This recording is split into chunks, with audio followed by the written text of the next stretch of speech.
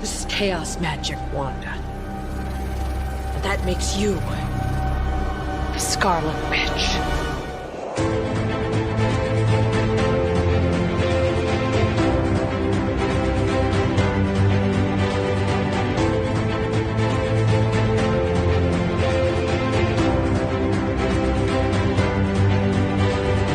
Hello and welcome back to another episode of A Stark Contrast. We are back for episode 4. Episode 4. Di, what do we got on today's to-do list? So we've got quite a show lined up for you today. First and foremost, as always, thank you to our Patreon patrons. We have 3 new patrons this episode. So big thanks to Laura C., Robin, and Katie. Thank you. Super duper thank you. We just kind of reminder, we have stickers available. It's our logo. It was created by Cody Guerrero. It's pretty awesome. So if you want one of those or you'd love to support the show, please visit our links page and get a Patreon in other news, related news actually, we were wondering what kind of content should we offer to patrons? If you have any ideas, please let us know. We've done a few bonus cuts from the Spider-Man episode and we might have more to come, but we'd love to hear your suggestions. So what you guys want to see or hear from us. We always just want to take care of our patrons, so let us know. For sure. And then speaking of related audience news, I found out that we have listeners in Belgium and Canada now. So that's awesome. Which is really wild to me still. Mind-blowing. Thank you guys for listening. Thank you. And then on the heels of that, I buckled and I ended up making a Facebook page, even though I didn't really want to. So we're officially on Facebook. You can find us at STRK. I always forget how to spell. STRKCNTRST. Thank you. No vowels allowed. Find us there and give us a like if you can. And so, if you didn't check out episode 3, we did Captain America, and that was part of the listener's choice. Mm-hmm. And so, of the choices of that group, Geoffrey drew dealer's choice, and he got to pick which character that would be. And of course, in true Geoffrey form, and for an endless love of Elizabeth Olsen, he chose Scarlet Witch. And so we immediately rolled into that after Cap. Oh yeah, rightfully so. I love her. I cannot wait to discuss her on today's episode. Yeah, and by proxy, a very good friend of mine who is tremendous in the podcasting, I don't know what you would call it, universe of sorts. I asked him, when Geoffrey and I started this show, I was kind of like, hey, if we ever do guests on the show, who's the character study that you'd like to jump on? And he was just like, Wanda, Scarlet Witch. I was like, okay, I got 2 of them. Perfect. I got 2 guys. Yes. So I would love for everyone at home to just give a warm welcome in your own way to Mr. Stephen Ray Morris. Woo! Woo! Hi, Stephen. Thank you for having me. Thank you for coming. Yes, thank you. I know, this is podcasting in person again is so fun. Yeah. Not that it wouldn't have been fun if I didn't, but Yeah. Are we your second? Well, this is my first as a guest. Oh, really? Yes. Oh. Yeah, this is the first time as a guest This is in person. Exciting. Amazing. Yeah. That's cool. Because it's mostly been, which you've been on the Purrrcast in person. Yeah. Because it was 2 years ago, Oh, yeah. 3 years ago? No, it couldn't have been 3. It had to be 2. Yeah, which is still nuts, actually. Yeah. Oh, my gosh. Yeah. So, it's just so much fun. Yeah. And then I'm also from Orange County, so it's just nice to to come back. Yeah, to come back. Yeah, that's crazy. And so, Stephen and I, we have so much in common, especially when it comes to pop culture. And he just started a new Star Wars podcast, Everything But the Movies. Yeah. Which is fantastic. So please give that a listen as well. But we're big Marvel fans. And so, aside Geoffrey, I tend to talk about Marvel with Steven so often, it probably makes him sick of my text messages. But it's nice to have that sort of space to talk, have the dialogue. Yeah. Well, but I feel like your podcast is like the perfect thing for someone like me, as somebody who didn't grow up reading comics, but is a big, like, the MCU has been around long enough that there are probably people like me who are fans of the MCU who've never read comic books, or at least or like me, who are bad at reading comic books, even though I try to. Yeah. I'm not very good at it.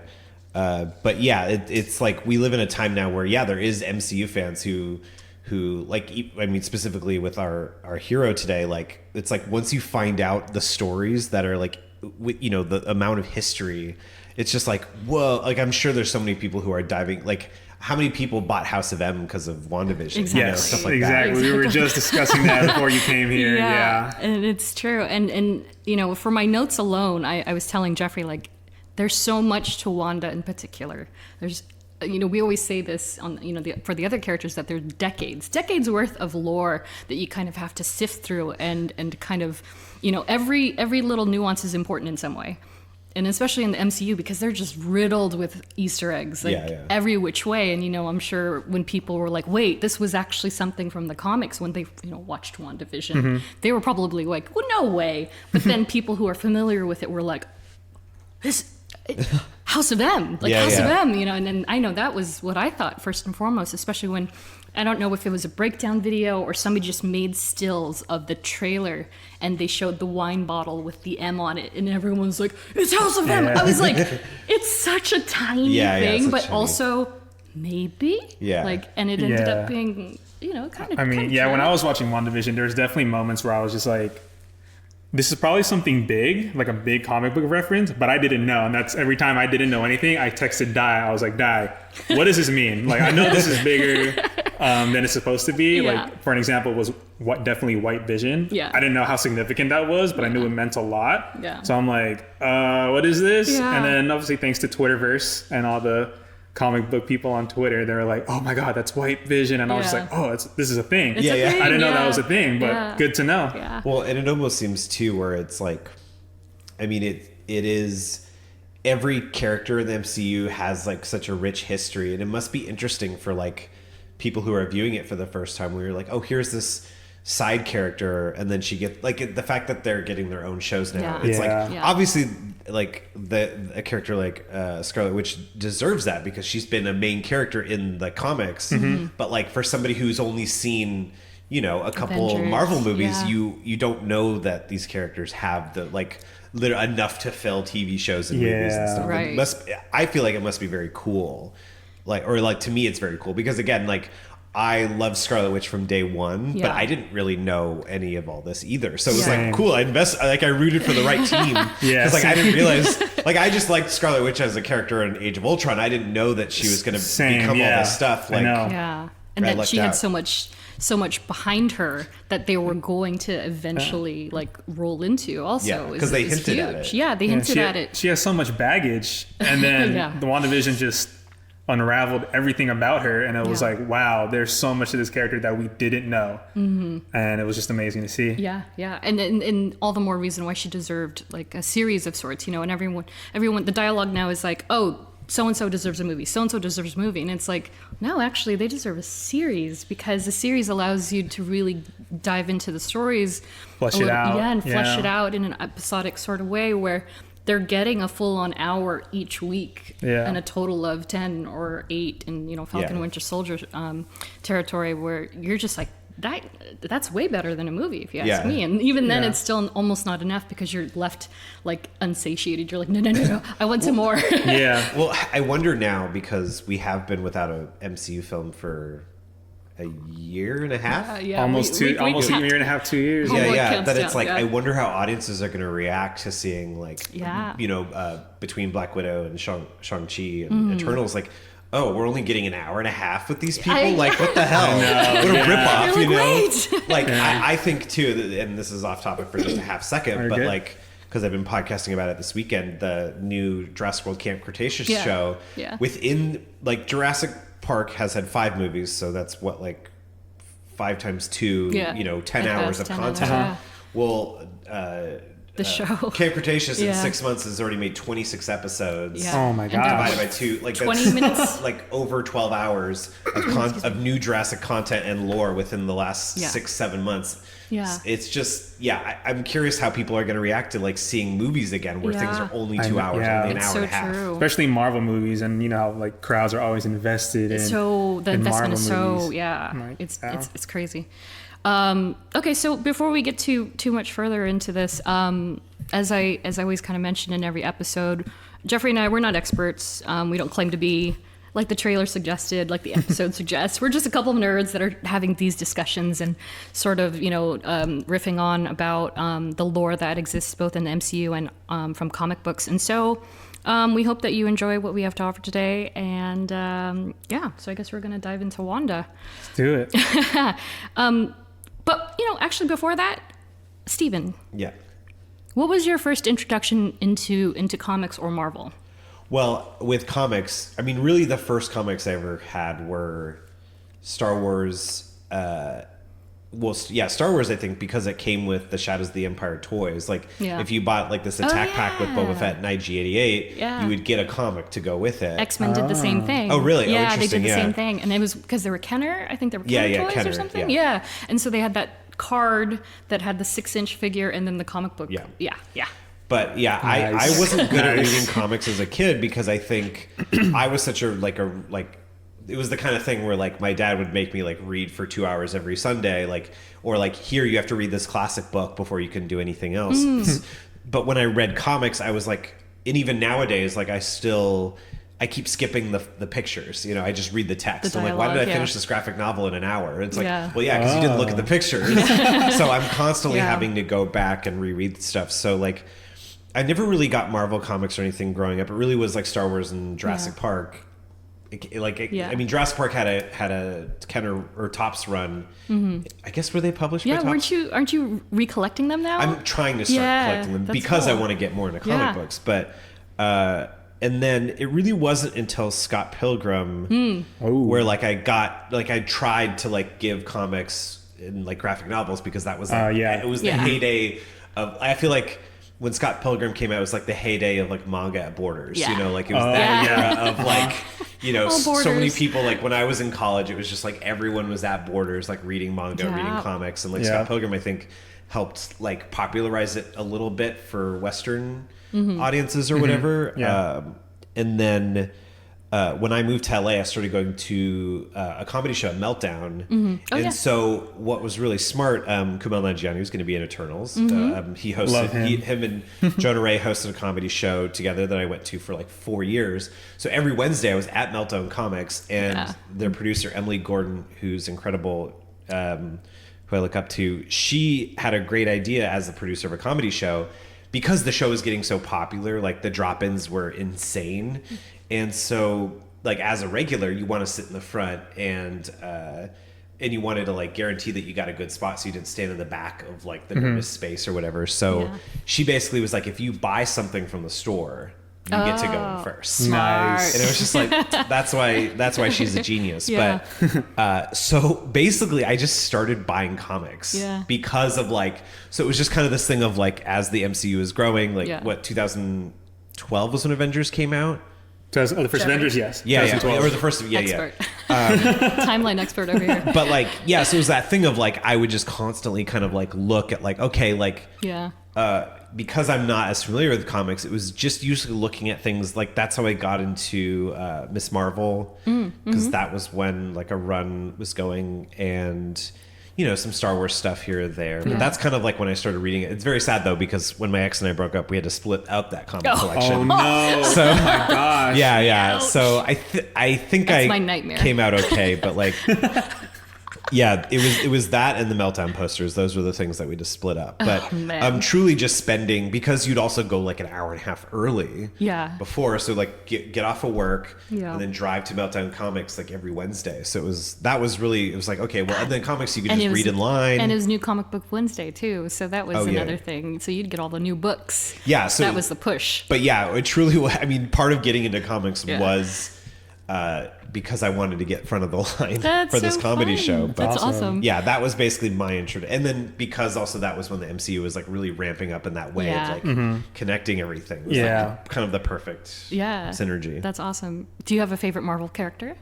I mean, Scarlet Witch, truly. Really? But okay. Nice. Yeah. I would say Scarlet Witch. I thought you were going to say Captain Marvel, to be honest.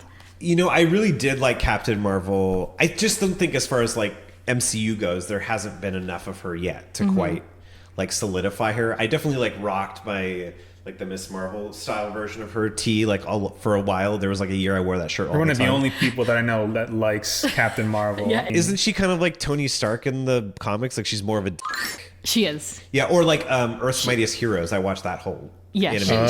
She's got a presence. She has a presence to her. And she's like, she's just such a strong embodiment of a woman in power of power. And so there are a lot of people that by that proxy alone, they're like not into it. I saw all that Captain Marvel hate. I just did not get. No, me neither. I didn't get it. Besides, I mean, and then that's why, half of it was just the fact that they don't like Brie Larson, and I'm like, I don't get that either. I mean, she's a treasure, but it's just that like follow her on YouTube. She's amazing on YouTube. She covered Blackpink. She has my vote. Her and Sam Neill thrived as far as learning their guitar skills during ukulele skills during the pandemic. That's Both amazing. of them were like, this is just time to like. I'm an actor. I'm bored. I'm just gonna play lots of music. Yeah, that's so cool. But Scarlet Witch I think is definitely my favorite. Oh, superhero. Interesting. Well, nice. All the more reason.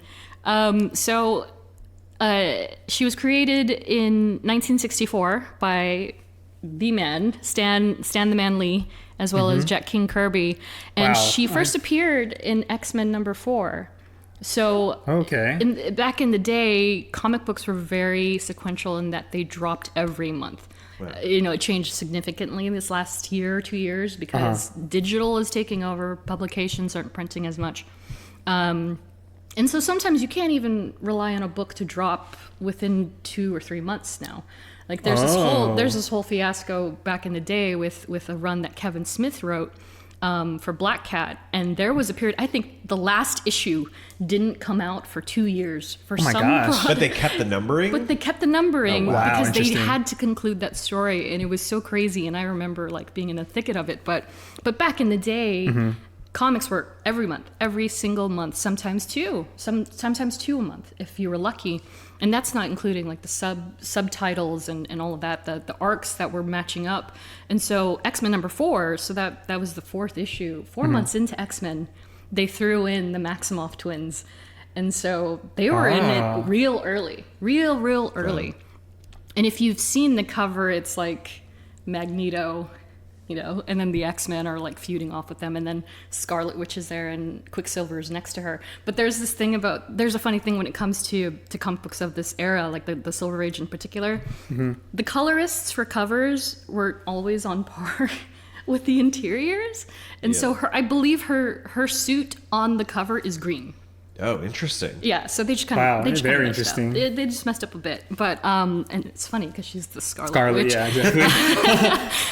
But yeah, so that happened. That was inked by Paul Reinman, and so aside that, so the twins in general, like, do you know anything about them beyond the MCU origins at all? Either of you? I mean, I know that they're they were like. Magneto's kids, but then now they're not anymore in the comics or something. Correct. Or they were mutants and then they weren't. Like they've constantly been kind of changed them. Their origins have constantly changed. Yeah, they've changed them. That's how I know them as Magneto's kids. And so, like in the MCU, for instance, they come from Sokovia. Yeah. And so Sokovia is like this, mythical country. In the comics, they come from a place called Transia. Okay. The country of Transia that's in Southeast Europe. It borders Macedonia, Russia, and Serbia, and this one place in particular that's really kind of a pinnacle and very important part to the twins in particular is this place called Wundagore Mountain. And so that connection. And so there's that connection. And so not to go too deep into WandaVision immediately, but that scene of her at the very end in the last episode. Yeah. So there was speculation. Yeah. There's so much speculation of like, so Wanda's in a cabin near a lakeside with these mountains. Is it the mountains from is it with the Weapon X program, or is it Wundagore Mountain? Yeah. So now it's kind of like, are they gonna dive deeper into that whole origin story, or at least the continuity of Wanda's backstory that comes from Wundagore? You gotta love Twitter speculation. Love exactly. it. Love it. Twitter speculation. Well, and I wonder if it must be hard or interesting for comic fans because. Yeah. Like when Disney acquired Fox, it's not like they really needed to change anything about what they were doing with like Iron Man or Captain America, but like acquiring Fox now has changed what they can do with Scarlet Witch. So I wonder if that had any effect. Yeah, and you know, we kind of briefly touched on this for Captain America, but changing the story from enhanced to then potentially mutants. Using the word now mutant, that they can say mutant, they don't have to say people with special abilities or anything like that. I mean, like that could change the game for her in particular, you know, depending on which way they take it. But you know, that we'll get into that sooner than later. So I'm gonna look at the trading cards. So we do this thing where we look at the trading cards, and so, you know, funny enough, and I think it's because she is not she wasn't as prominent, maybe. She didn't have that many solo cards. Oh. So I have like 5 or 6 sets, and I was combing through them, and I could not for the life of me find a decent trading card with her on it. So there's this one with the Avengers of the West Coast. Do you guys know about the Avengers of the West Coast? Yeah, mostly just from the speculation from WandaVision. Oh, really? Yeah. So they just essentially, it's just a West Coast, you know, chapter of the Avengers where Tony was like, oh, well, I guess we got to take care of the Pacific too. It's such a practical, because I feel like in superhero movies, it's like superheroes can do anything, and like the idea of like, well, here's just like, you know, here's like this local chapter. Like, it feels so much more grounded. And I'm sure, which was probably really cool at the time. Because I feel like my knowledge, like the only knowledge I have of like early comic stuff was that like the Marvel superheroes were in the real world and they had real world problems. So it's like, it's such a cool, quaint kind of notion. So when people were speculating about WandaVision, it was just like, oh, well, now we've been doing this for so long that we can get into that kind of like more grounded stuff about superheroes that people loved about the original comics. Exactly. So they took them out of New York. They put them on the West Coast. So that's what. Did they have a choice? Were they like, I want to go live in California? No, I mean, it's almost like a B team in a lot of ways, depending on which way you look at it. Because I do believe this is John Walker on this card. Oh, really? Yeah, it's John Walker. So wow, could they really try and do like West Coast, or at least a version of it in the MCU? They could, like, honestly, because in this particular team, and this was 1992. Iron Man, U.S. Agent, Hawkeye, Spider-Woman, and I believe that's Julia Carpenter, not Jessica Drew. Wonder Man, Scarlet Witch, and Living Lightning. And so I haven't seen Living Lightning yet. He's very plain from the looks of it. It's got black and white. And so there are different iterations of that team as well, where, you know, like Mockingbird joined for a bit, and other characters, and so they like any team, they rotate people out. Depending on who's available. 6 months on the West Coast, 6 months on the East Coast. Exactly. And then the other card I have is from the 93? I don't remember. Marvel 94 Marvel Masterpieces. And Steven, I know you know these artists, the Hildebrandt brothers. Yeah. So. They're just so iconic. And then, so I guess the one I'm going to read from, and it's not really reading anything in particular because there's no origin story on any of these. I feel cheated.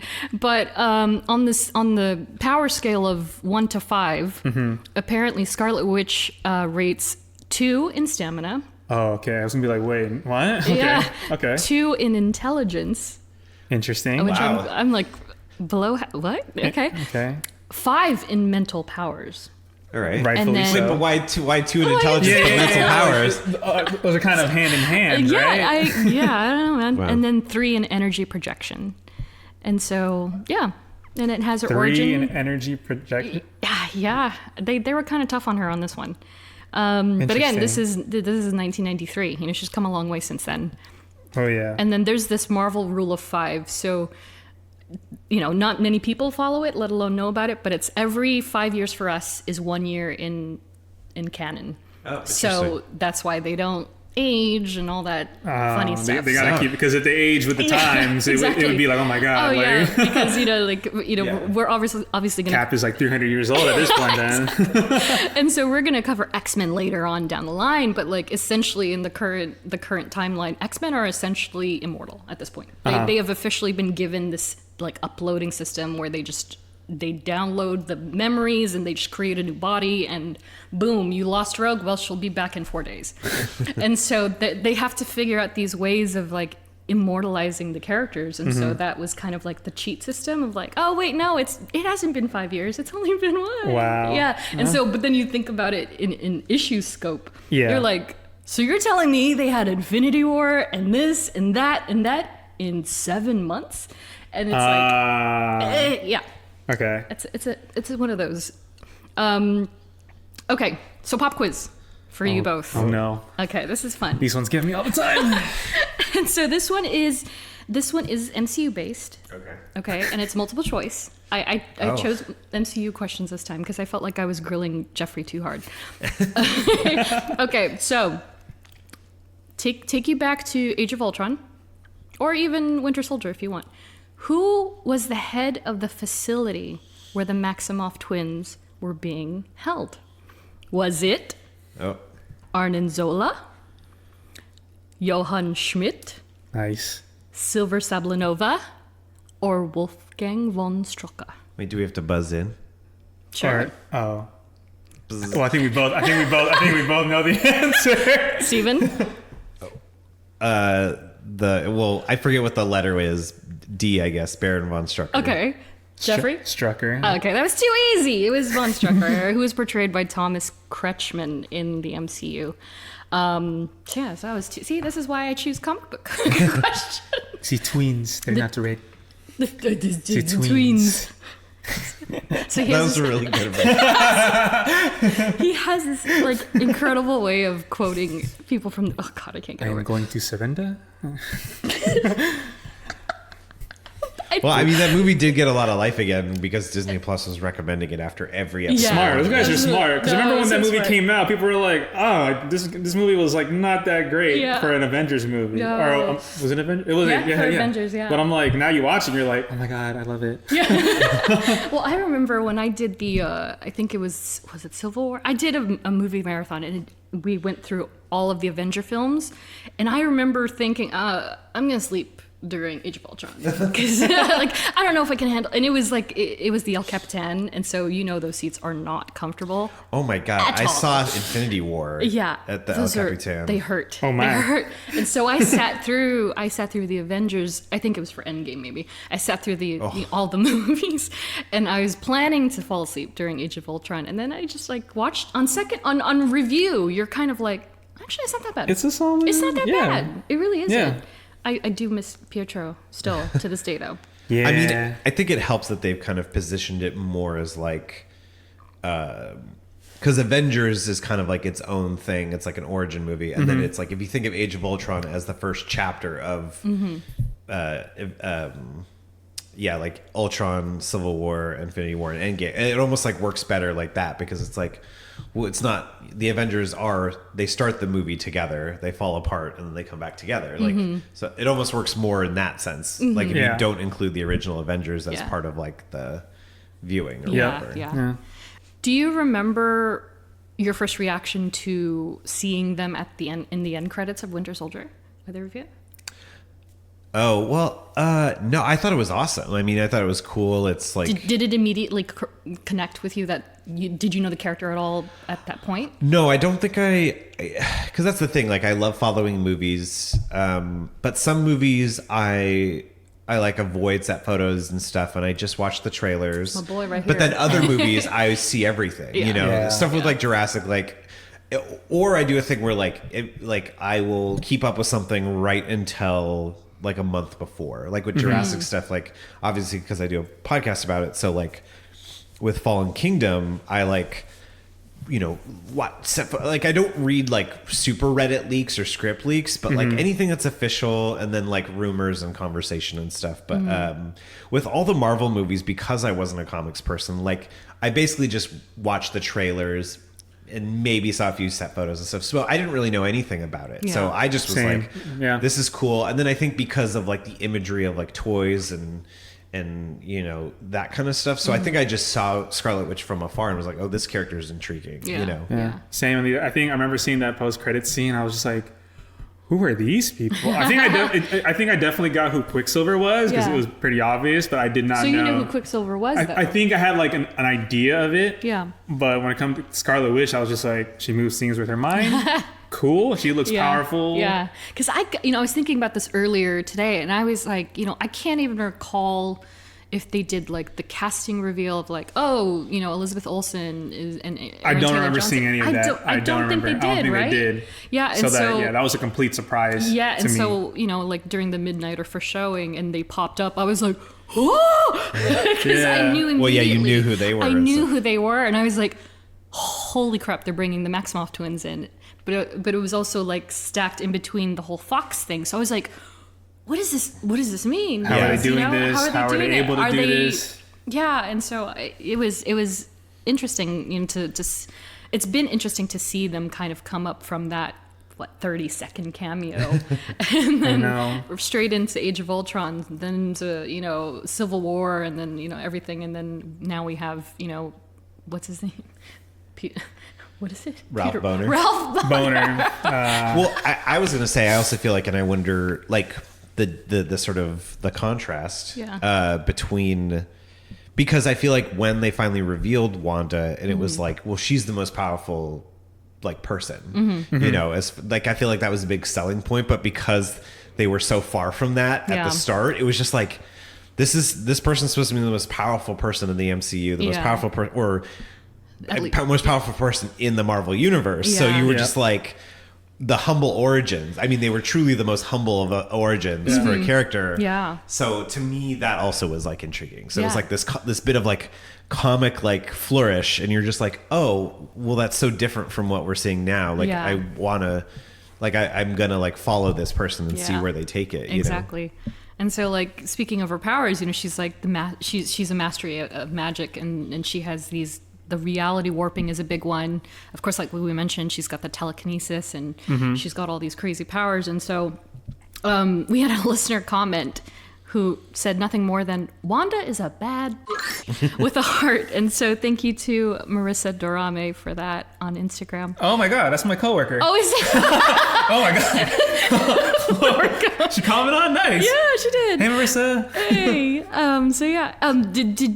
Do you recall playing any video games with Wanda in it? I've never played them. Oh, really? What was the side scroller like beat 'em up like arcade, like the Ninja Turtles, but the Marvel the version? X-Men. It was the classic X-Men, and it had Dazzler, Colossus, Kitty Pryde, Cyclops, Storm. But Scarlet Witch wasn't in that. She was not in that. No, okay. So yeah, I guess I've never played a video game. Yeah, because I think by that era, she was still part of the Brotherhood of Evil Mutants. Oh, so she's with a bad Magneto. guy. So if she was in the game, and I don't think she was, she would have appeared as like a boss. Yeah, she would have been boss, which would have been actually pretty cool, if you ask me.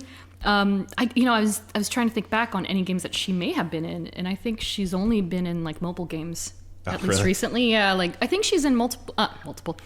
Ultimate Alliance 3 on Switch, and I think I have her there, and she's got a few of her, outfits, but she's like in the puzzle games. She's, like all of those kinds of games. I would love to see her in an actual like fighting game. Like if she was in it'd be definitely MVC. interesting. Yeah, right? Or what if you did WandaVision, but you redid it instead of different TV shows, it was different video game eras. Ooh, so when she was a kid, it was like her playing with like a bootleg, like her dad brings her like a Sega Genesis. Because, I think... I think Neo Geo. in certain places, like you have the latest stuff, but like I was reading recently that like Brazil still makes Sega Genesises or something. Wow. But like, depending on, and like Sokovia, like where it's like more of a war-torn country, it's like you could see a world where they're like playing Sega Genesis, but like also have a cell phone and are playing mobile games. So you can have a thing where she like grew up playing all these different video game eras, so cool. And then you have like a video game where like it starts as like a 8-bit, like an 8-bit like Atari, and then it moves to Nintendo. That's an idea right there. Wow, like that would be like, to me, if they wanted to like. Because, it's that thing of like anytime you make stuff with a certain character, you want it to like reflect the character. So like, how could you do a version of WandaVision as a video game? Yeah. Well, now you've given the universe. It ends in this big open world like thing. Oh my but then gosh, you could theoretically go to like an arcade and play all the old. Oh, that'd be so cool. That would be cool. Oh my gosh. I'm copyrighting this idea. Just kidding. He's trademarking it right now. Jack Schaefer, I'm coming for you. Oh my God. So the Maximoff family and all of the people related in general, There are so many people in this family, it would make the Summers family jealous. And wow. I don't know how much you know about the Summers family, but there are a lot of people in that family tree. And so I tried to whittle it down to just the basics. And so Pietro, let's talk Pietro. Rest if you will. Rest in peace. Because I loved Aaron Taylor Johnson. I thought he was incredible in the role. And I'm sad that he only... I mean, did they only kill him because the Fox thing and they were doing I wonder. They were doing X-Men. Yeah, the Quicksilver in the X-Men movies. Did they only Evan Peters? But did they even acknowledge in the X-Men? Because I First Class was the last X-Men I saw. Yeah. Did they ever acknowledge that Magneto, because they had access to him, was Quicksilver's dad, or did they ignore that? No, they did the thing where they kind of danced around it, but they never full on said. And so it's funny that you mentioned that, because I can't remember which one it was, but there's a shot of Peter, and that's another thing. So they had Peter Maximoff and then Pietro Maximoff. Oh, interesting. And so the Wanda and Quicksilver and Scarlet Witch were part of this small pool of Marvel characters that if you were to see the Venn diagrams of overlapping properties, they were just weirdly off to the side where they didn't actually have any ownership. Nobody technically owned them, and they were just kind of like floating around. And so among that character pool is like Ghost Rider, Punisher, and so they kind of just sat there. And so it was almost like, I don't know how the rights went, but so that's why there's a Pietro and there's a Peter. That's really funny. Yeah, and it's not just Americanizing, you know? Yeah. Well, was Scarlet Witch, or like was Wanda in the X-Men at all? She wasn't, but that's what I was about to say, is that there's one of the first scenes or in the movie, they show Peter and he's sitting watching a movie or watching the news, and I think it was Magneto on the news, which was ironic, and he had a small sibling on his lap, and she was dressed in red and pink. Interesting. And everyone was like freaking out. It's Wanda! But then they're like, but she's not the same age, so they're not twins. She's like 10. Like, what the heck? It came into that whole thing, and so there's so much speculation, and that was the internet, like, just going, crazy with it. But it was a nice little nod to the aspect, because in the dialogue of that scene, like, Peter even mentions like another sister in addition to the one that was with him. And so that kind of rolls me into Lorna Dane, if you know Lorna Dane at all. No, that's the thing. It's like, I think again, what's interesting now about the MCU being as old as it is that you have more, it's almost like the Star Wars thing where like the family is the point, or there's no family at all. This is it's kind of cool now. We're getting into like multiple generations, and I think like Paul Rudd, Ant-Man's like daughter is going to be a big part of the next Cassie. Ant-Man movie. So it's almost it's like we're like maturing. So it's like I'm like, so far in like the MCU, we've seen like fathers, sons, daughters, moms.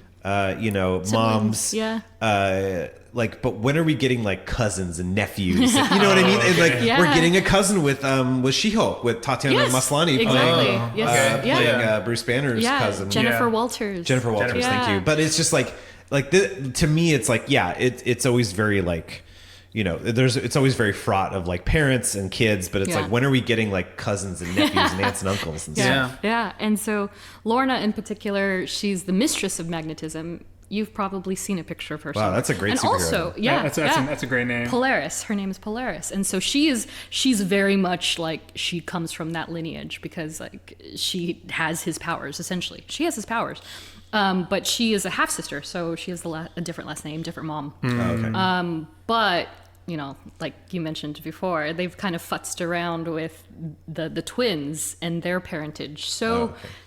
That's kind of not a thing anymore. Sorry. But she was also she's in the Foxverse. She was in the Gifted show. She was the girl with the green hair. Do you remember seeing any of that? And she's pretty much a badass in the show. I don't even remember what that show was. Like, I never saw it, but like, what was it on Hulu? No, it was on Fox.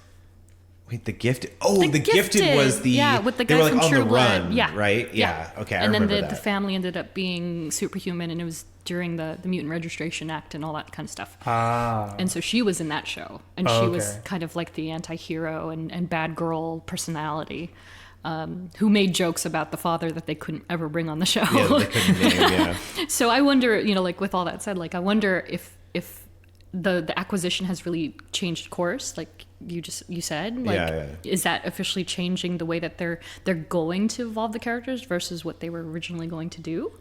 We don't know. And then, of course, there's Tommy and Billy, who we know and love now from WandaVision. Do you guys know how they kind of came to be? Well, I think that's like, again, I started watching like New Rock Stars and a lot of those speculation stuff. Same, yeah. Literally was listening to New Rock Stars on the way down here. Oh, really? But so that's where I learned about Mephisto and the cover with the kids, like as the fingies. I don't know why I said fingies, but it just felt right in that moment. Like the soul kids is like of the devil's fingies. Yeah. I mean, look, the devil's hands are idle playthings, so it makes sense that they'd be like kids. But totally like, makes sense. Yeah, so I kind of learned all that stuff more recently. Again, it's like if you saw Scarlet Witch in, and I wasn't also part of the deal too, because they weren't called Scarlet Witch or Quicksilver. Like Scarlet Witch was first set in WandaVision. Like they literally, and I wonder if that was part of the. I had to have been. I think while I was doing my it makes sense. Yeah, like it makes sense. Yeah, they couldn't necessarily say the name, and maybe that's because did they called Peter Quicksilver though, didn't they? Or no? Maybe I don't know. They didn't. I was under the impression they didn't. You've barely even seen them, but. I don't think maybe they just called him Peter the entire time, now that I think about it. Like the X-Men ones? The X-Men ones, yeah. I've never seen any of the X-Men ones. I've watched I've watched the 2 Quicksilver scenes though. Oh yeah. Same. On YouTube. They're iconic, yeah. Yeah. But that's definitely part of it. And that's why I think for me personally as a fan, and the kind of fan I am, it made it so much more fulfilling. I think, that's how I see it, yeah. Because people were like, why don't they call her Scarlet Witch? Why does everybody else have a superhero name? How come they just keep calling her Wanda? And then you finally get it, like, when Agatha says it, and I know you're going to freaking quote it in a second. When Agatha says the name and you get the whole idea that she's been imbued with this entity, it's like... Yeah, I didn't realize they hadn't said it until like Agatha said it, and I was like, "Wow, that was very satisfying." She said it. Yeah. How did she say it, Geoffrey? She says it like, "This chaos magic, Wanda, that makes you the Scarlet Witch." I don't know why the Lord of the Rings theme started playing, but like, it just, to me, that's one of those iconic when they say the title. And just roll credits. Exactly. And it's crazy. Yeah, well, it's crazy to think of. And it's funny because I felt like they benefited from that because the MCU had kind of avoided everyone just called, nobody was calling everyone by their superhero names, which I feel like they benefited from doing all the Spider-Man stuff where everyone was like, oh, we're using our made-up name. Like, I feel like it kind of worked in their favor, but like you said, I didn't realize, like, probably even for me, like, I definitely know for me, like, it was cool, but I didn't even realize how satisfying it would be for comic fans. And I appreciate it a lot more because it, much like the MCU is doing to their characters, it keeps them grounded. Like, you're not calling them by their superhero comic book names, and you're like, I don't know if that, like, does that seem weird? But then she's like, hey, Cap, Tony, Nat, and you're like, that's their names. Imagine if, like, Widow walked into a room, or even better, if Vision walked into the kitchen and was like, Scarlet Witch. It would take you out of the scene pretty quickly, so I'm kind of glad that they adjust everybody by it. What did they do in the DC movies? Because I honestly haven't seen... I think I saw Suicide Squad, the original. That was the last DC movie I saw. They call them by their names. They like Harley, Diana. Deadshot. I hear Diana all the time. Diana, Bruce. Yeah, she says Bruce. Yeah, they call them by their names. Arthur. They call him Arthur, not Even Kal-El. They'd be like Kal. They don't call him Superman. So they kept it pretty grounded too. It's just over the top superhero stuff. I guess maybe it is easier to do it in a comic. But do they even do people call the characters their superhero names in the comics, or do they also say? I think they do a little both. Maybe maybe in modern times it's probably less prominent of them calling by their fake names or their made up names. It just depends on the relationship that those two characters have. Sure. Makes sense too, yeah. Which like if you read Vision, for instance, he had a modern title. It was really, really good. Oh, God.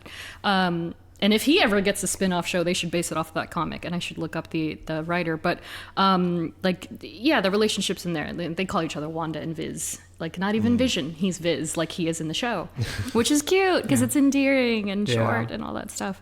So back to Tommy and Billy. So the whole speculation of the Mephisto thing came because of the comics, and they're quite literally shards of Mephisto's soul, which is, you know, for Wanda, that's as if she didn't have enough grief in her life. That's soul crushing. And so Mephisto in the books is just, he's basically a mischievous devil type. He was in, but his son, I believe it's his son, was in Marvel vs. Capcom. He was Blackheart. He's that tall, spiny, devil-looking thing that turns into a puddle sometimes. Nice. Yeah. Wow. So that's a spawn. And so I get where the whole hype of, oh, is she Mephisto? You know, Agatha, or is every week Twitter went crazy with that. My gosh. And then like, is Evan Peters Mephisto? And is then everyone Mephisto? Everybody.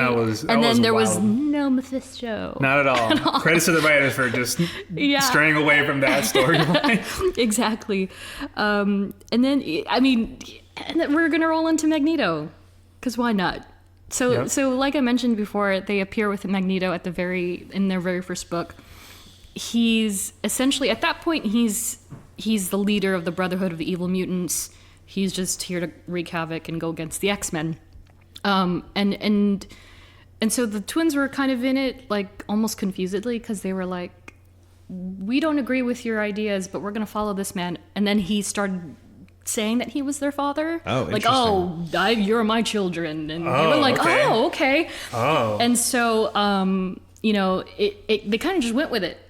And then after a while, they started to rethink their alliances, because they, innately were not bad people. Yeah. They were just misled and told to do things under Magneto's ruling thumb. And so eventually they broke off. They did their own thing for a long while.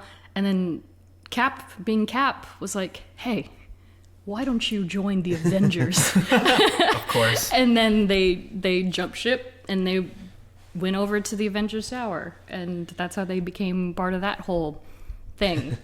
That whole mess, yeah. Beautiful mess. Nice. Yeah, and so like the whole, oh gosh, I don't even know how to even dissect it. But yeah, the Magneto thing, it was so interesting because for decades and decades, they were understood to be Magneto's children. Yes. And so that explained why they had powers, because they were clearly mutants. And then, as Stephen mentioned earlier, there came a time where they just decided to, you know what, we're going to scrap that idea.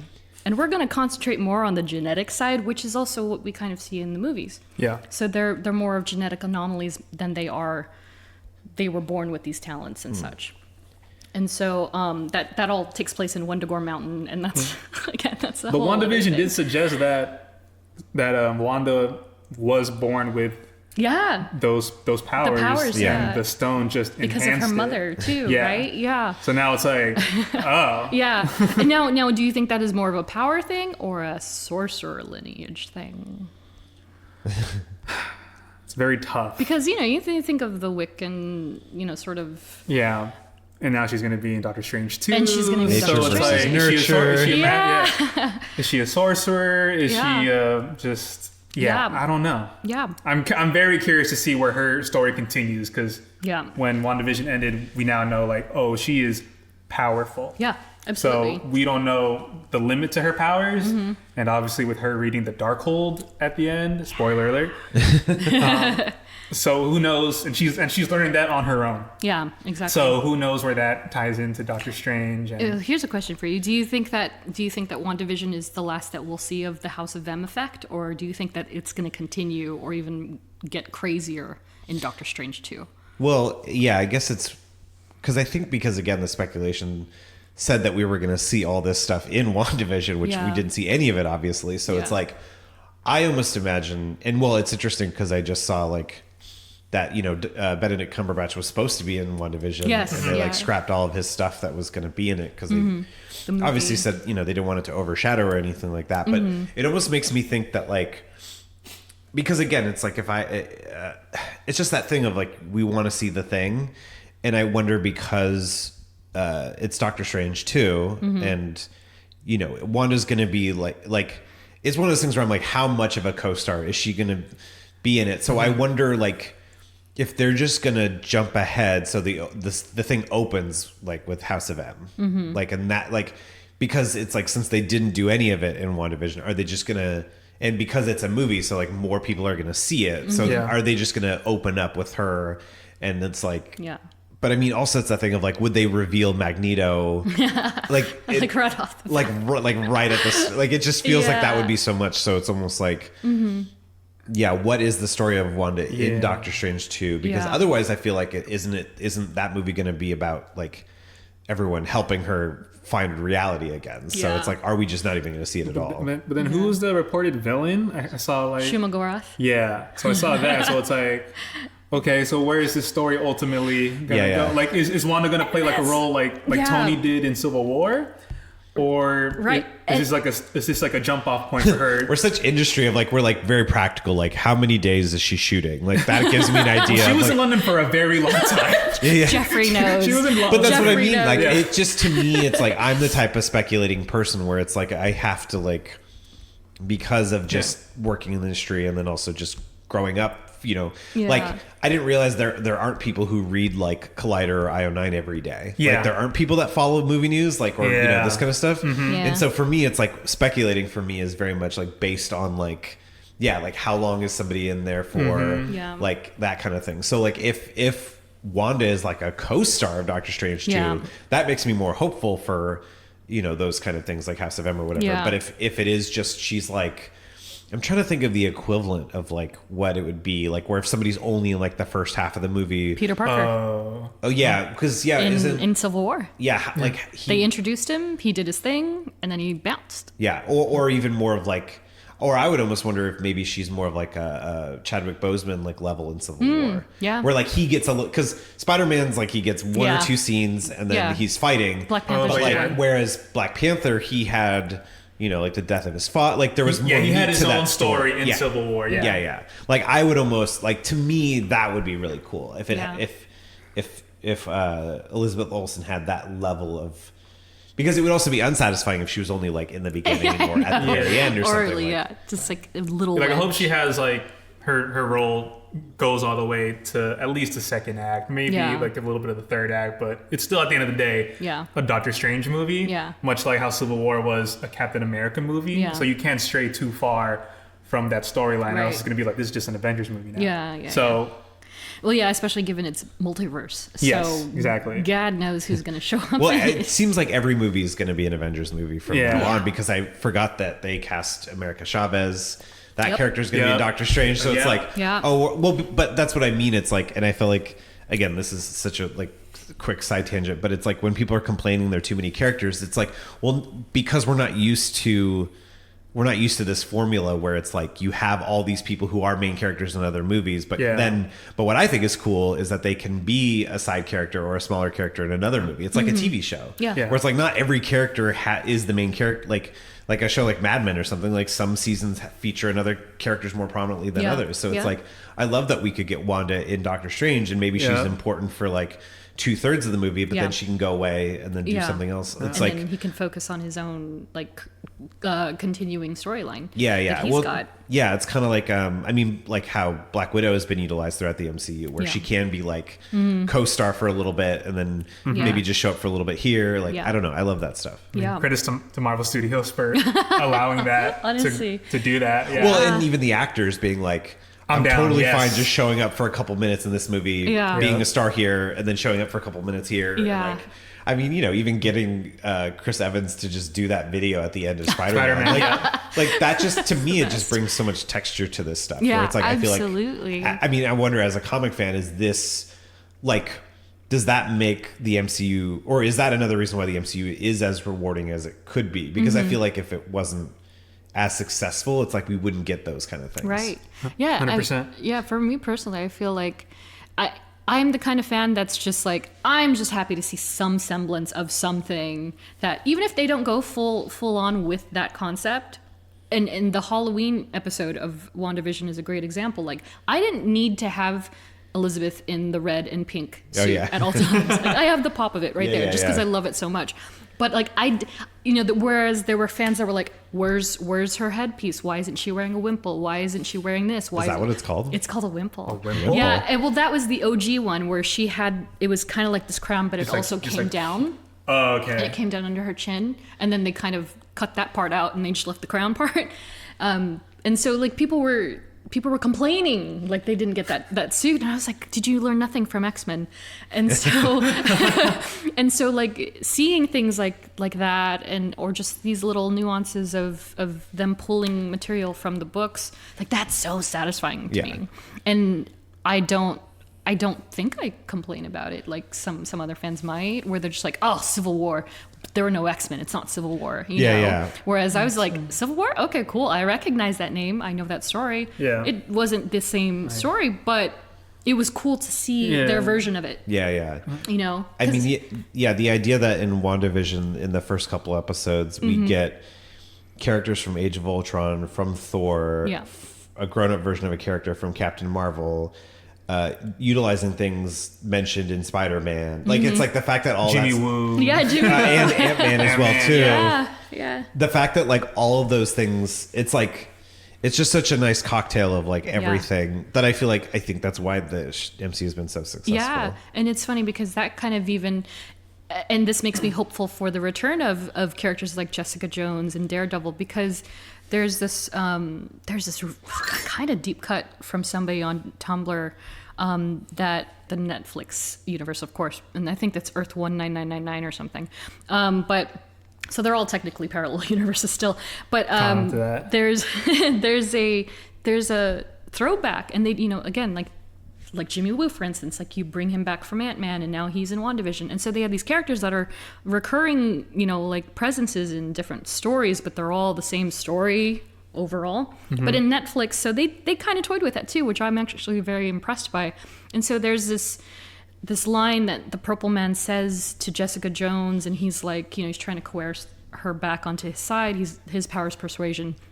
And he's like, oh, you know, come with me. We'll have some Chinese food around the corner and in this great spot that has Szechuan. And she's like, blah. And then later on, and that was like Jessica Jones season 1, I think. And then in Defenders, all of the Defenders are having dinner at a Chinese place. Jessica's the only one not eating.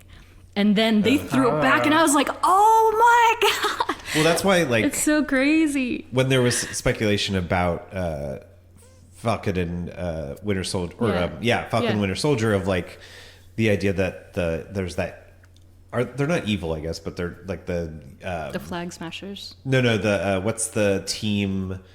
The Thunderbolts or whatever that people have been talking about. And it's like the idea that like there could be like a collection of bad guys that are still alive from across multiple MCU shows. It's like, I want Catherine Hahn and Daniel Bruhl. Like, how cool would it be to see like to see those two, to see Agatha and like oh my God, why can't I remember his name right now? Zemo. Like, to imagine them. Like, I just want a scene of like all the bad guys talking shit about the Avengers. You know what I mean? Like, how cool would that be? Because we're so used to like all the heroes together, but it's like I feel like now we're at a point where there's enough alive villains. Well, especially if they're pulling from the Spidey-Man. Nice. Spidey-Man. Oh my God, the Spider-Man. I got thingy stuck in your head. But I mean, like, but like that level absolutely. Of like, I think if anything, like, I feel like WandaVision kind of like paved the way for like, to me, what I assume like comic people love a lot is that because like comic people have had this stuff for years or decades at this point. Yeah. So here's a question for you. Do you think that Wanda has the capacity to be sort of the anti-hero villain in Doctor Strange, or do you think it's more of a an apprentice sort of ordeal? Well, I originally thought she was going to be the villain. Really? Yeah. What about you, Jeff? I was like leaning toward the way that WandaVision ended, and I'm like, oh, okay, I think she might be like an anti-hero. Like we were talking about this earlier, like she's like on this anti-hero kind of path. Yeah, well, it's because that line that Monica feeds her too, where she's like, don't let them make you the villain, and then she's like, maybe I already am. Yeah. Well, I mean, I think ultimately it will be anti-hero, because I feel like unless they're planning on killing off Wanda in that movie. We talked about that too, but I was just like, but she seems almost unkillable in any capacity. But and people really responded to WandaVision, so it's like I don't think they're gonna make her the full villain and then kill her off. Like and then I guess in my understanding of the comics is like, isn't she even like more more evil, and also isn't everyone more of a to her in the comics too? Yeah. I mean, yeah, she's constantly like, and unfortunately this is kind of a byproduct of like women in comics in general. And so, for instance, I was creating the image for the episode, and Geoffrey was like, oh, now I see what Lizzie was saying about the cleavage thing, because like, when they draw Scarlet Witch in the books, she's either like got 90% of her flesh showing, or like she's got boob socks, what we call boob socks, is when like the artist accentuates the breasts, even though she's wearing something that should not articulate the shape whatsoever. Yeah. And so, and speaking of, I know somebody mentioned something about about the getup, and so I'll get into that right after. And so based off of, like male writers, male artists, and all that, I feel like that just kind of compounded on top of the idea of Scarlet Witch. And also, and we see this in the show, she's very much it's like a mental health character where she's just suffering, and she suffered so much. She's literally lost everybody. And so like, and the whole thing with House of M in particular is that, you got to remember, this is, after the Magneto thing and just her life in general, she's lost vision at some point, maybe 4 times by then. Jeez. Yeah.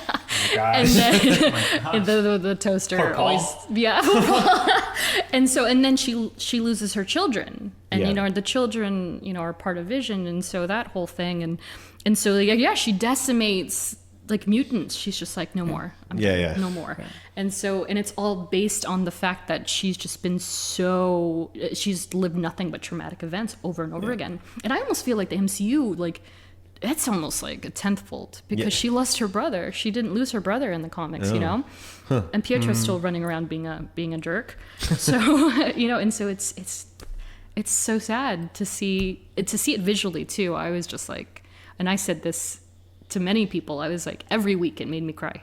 Every week. Because I was like, oh my gosh, I feel it. Yeah, going back to the like where there's gonna be like a hero or a villain in Doctor Strange, I think also like another telltale in the show was when she went back into the city after like she said bye to Vision and everything, and everybody of the town was like looking at her weird, like saying usually when you see superheroes are like, thank you for saving us. But this time the town was like, dude, we've seen like your pain, we felt your pain, and like now, and it's like, so it's like we're talking about like when it comes to like the public seeing like these heroes as like, I don't know if I can like trust you, I don't know if like I want you as my hero. Yeah, exactly. So that can maybe tie into how she's portrayed in Doctor Strange too. Yeah, but absolutely. It's crazy. Like I mentioned earlier, somewhere down the line, the whole clarification of their origin comes to play, and how they're no longer Magneto's children, but they have this own split of their parentage, and they did come from a couple, with the last name Maximoff. And that it's genetic tampering. So there's this character in the comics called the High Evolutionary, and so he was like an ordinary guy or a lad because he's from the UK, and he's really into genetic tampering and doing all of that stuff. So I wonder if like Von Strucker, for instance, was kind of like a play on that character. I keep doing hand things because I'm very inspired today. So the Lizzie Olsen hand thing is taking over. But there's this High Evolutionary character, and so that whole, it changed the origin. So I wonder if Marvel, or at least Marvel Studios, will use that storytelling and the acquisition of Fox to kind of further that. And does that then directly impact the X-Men? Yeah. Like if like you say, if it starts out with House of M and she's just like, what is she going to say? No more mutants? Is she going to do that? And then that's how they're introduced in the next film or whenever they show up. They're like, okay, so we have no powers. Whose fault is this? Yeah. And then it ends up being like that tangle. But I don't know. I feel like the X-Men are so far out that they might not even be affected by anything. Yeah, well, Wanda. And I wonder too, like, again, think like, the MCU has just introduced things. Do you like? I think with mutants, it's like, do you say they've always been there, or do you actually create mutants in real time? Mm-hmm. But it's like, I think as like movie fans, you struggle with that because you're like, well, if Wolverine was around the whole time, why can't you just bring him in? Yeah, it's just, to me, it's like I would rather them start fresh. You know, I would rather it be because of something that, you know, and I think again, like just watching like Nerdist and New Rockstars videos all the time. It's like, what if they? Because I feel like the MCU. Like when I watch that kind of stuff, the speculation things, it always seems like the MCU is always doing like the reverse of whatever the comics are doing. Like they do a flip on it, like with the Skrulls and the Kree stuff. So it's like what it like. I feel like the conversation at the time was, instead of saying no more mutants, she says mutants. So she actually creates the mutants instead. I like so it's that. like they keep flipping the concept. They keep subverting the expectations. Yeah. That was a straight up like kombucha meme face. You were like, actually. Yeah, that would because she's like, I'm tired of being alone. I'm going to create a whole thing of people. Oh my God, Steven, you're genius. I mean, again, credit to all those credit to all those videos, but it's just like, but you know, I think it's that thing of like Kevin Feige knows how to like. Yeah, it's weird because I feel like yes, there are people who like complain about the like the nitty gritty stuff, but I feel like sometimes the MCU is really good at people almost. It's not that they like think that the changes are better, but it's like, well, but like people are more willing to engage with those changes in some ways. Like people who are like, no, it was supposed to be this way. Oh, that's interesting. Like, like that's me. Know. That's me right there. Yeah. I'm that kind of fan. Yeah. And I don't know what it is. Maybe it's just showing like an appreciation for the material that is beyond, like, it's not trying to change things from the book just to like change them for their own, like, oh, I just have to change things to make it different. It's more of like, somebody who's sat and thought about the comics for such a long time, and they're like, "Oh, what if the you know Skrulls were the good guys?" You know, and it's like, so now people are like comic people or like people who are more, you know, they liked it this way are now willing to engage with it. Where it's like, I think maybe because Star Wars doesn't have like, there's probably more like the level of comic and MCU fans are probably more even, whereas like the people who read expanded universe Star Wars stuff are so much lower than the people who actually watch the movies. So the people who read the books are like, oh well, like now Luke is a hermit and he didn't meet Mara Jade, and he, you know, it's like and they just won't hear it. You know, they don't, like, to them it's like the sequel trilogy doesn't exist because it's like, but also I feel like, and maybe this is just a joke about comics, but or even just with Wanda's origin of how it's changed a few times. So it's like comic fans are like, I've been to this rodeo before. Like I can't get too mad if they change something. Like I think so. You guys are more hardened, you know. Yeah, for battle tested. Whereas like Star Wars fans are like they got rid of Mara Jade. No, you know. But it's like, I mean, they're finally starting to throw stuff in from the expanded universe back in once they. Because the new shows. Well, and I guess my question, this is a more general question about comics, but like, things are retconned and changed over the time. There's never been like there's never been a literal meta start over. No, but DC has done that. They've done an actual literal well, I mean, yeah, in so many words. Yeah, they did like New 52. And so they rebooted everybody. Oof. And then everybody hated it. So then they rebooted the reboot. Wow. Well, because even with like, I've been getting into Mortal Kombat lately, like they rebooted the story, but everything before still counted and still sort of happened. Interesting, yeah. But yeah, so like Marvel, it's like they just retcon stuff to they retcon stuff, yeah, and so they just rewrite the history in some sort of way or reintroduce like a concept that really hadn't been fleshed out fully.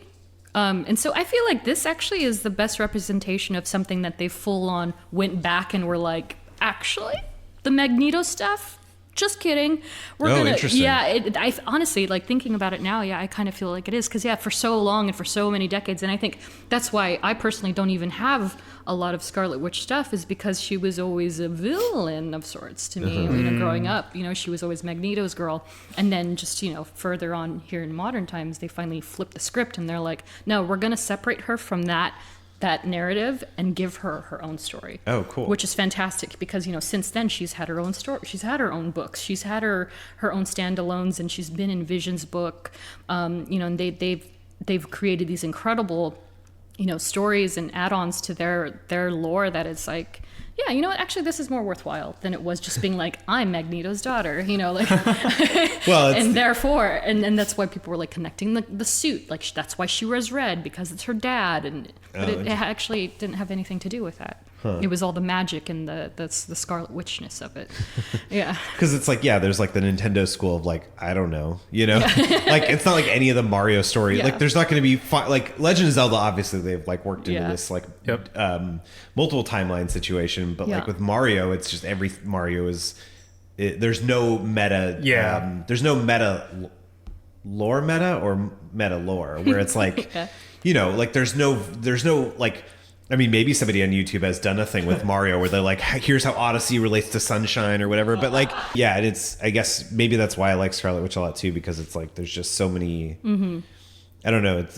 She's been a lot of different things, which is kind of cool. I like the idea that she's kind of started as a villain, Yeah, exactly. And so I wonder if we're going to really see that. And so like that, again, that last vision of her, no pun intended, with her with her in the book, like it's so haunting to me. It's just scary. because you can't, and this is obviously on purpose, you can't really tell, is she doing it for good? Is she doing it for personal reasons? Is she really kind of going into the dark side of things? Which is what I love. You can't tell. You can't tell. Like, all she cares about is her kids. It's the kids. That's and all the she kids cares are the big about. thing. And again, that's a huge thing for House of M. It's all because she wanted the children back, and so it's like, oh man, she's about to wreak some havoc. How they come back too? I'm very interested. to see. I'm dying to see that. Are they going to come back as the actors that played it in WandaVision, or are they going to like age them up again? And I have a theory because of characters being introduced like Kate Bishop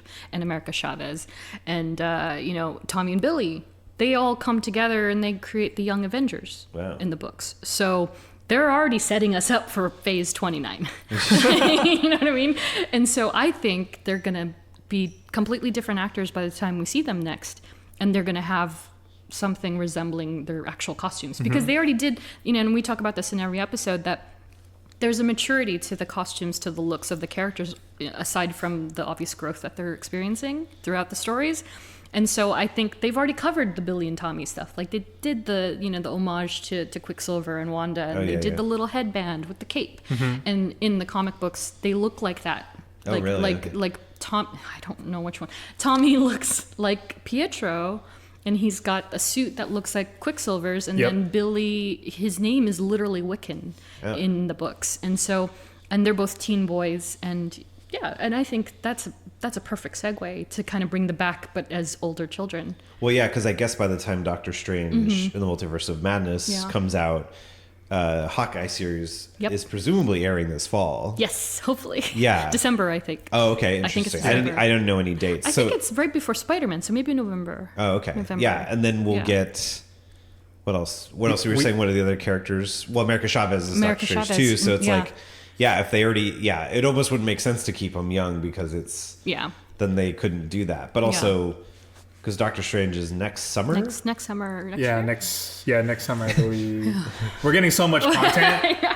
So this year alone, we're getting so much. Yeah. Well, I just find it hilarious that people were saying Marvel fatigue, where it's like, he said the same thing too. I was like, shut up, guys. We you don't have to see these things, but also like. But what a time to be But also alive. Marvel is like, joke's on you. Like, people were complaining about 3 Marvel movies a year. We're gonna get like 4 or 5 series by the end of this year and 3 movies. Like, it's so good. Marvel was like, you guys don't even know. Yeah, and people are gonna watch it because people are already too heavily invested. Yeah, Like, it went from like, there's too many Marvel movies to like, I need a Marvel movie. And then the shows were finally dropping, and then everyone was like, okay. Yeah, and the 2 shows dropped, and everybody loved it. Yeah. Exactly. Exactly. And so we have to go back to the whole outfit thing. Oh, yeah. So this is from Laura C., and she starts out, Steven! With a purple heart. Yes. Question for everyone. How much do you love Wanda's new superhero getup? Elizabeth Olsen had talked about how she doesn't like showing a lot of cleavage, and I squealed when she showed up in the new gorgeous outfit. And so we kind of talked about the boob socks already. And so no boob socks. That's cool. That's great. But yeah, I do remember Elizabeth stating how she didn't want the focus to be on her lady bits. Which I totally appreciate. Yeah, because again, like growing up as a female fan in this kind of fandom, over sexualizing women is something that's like omnipresent.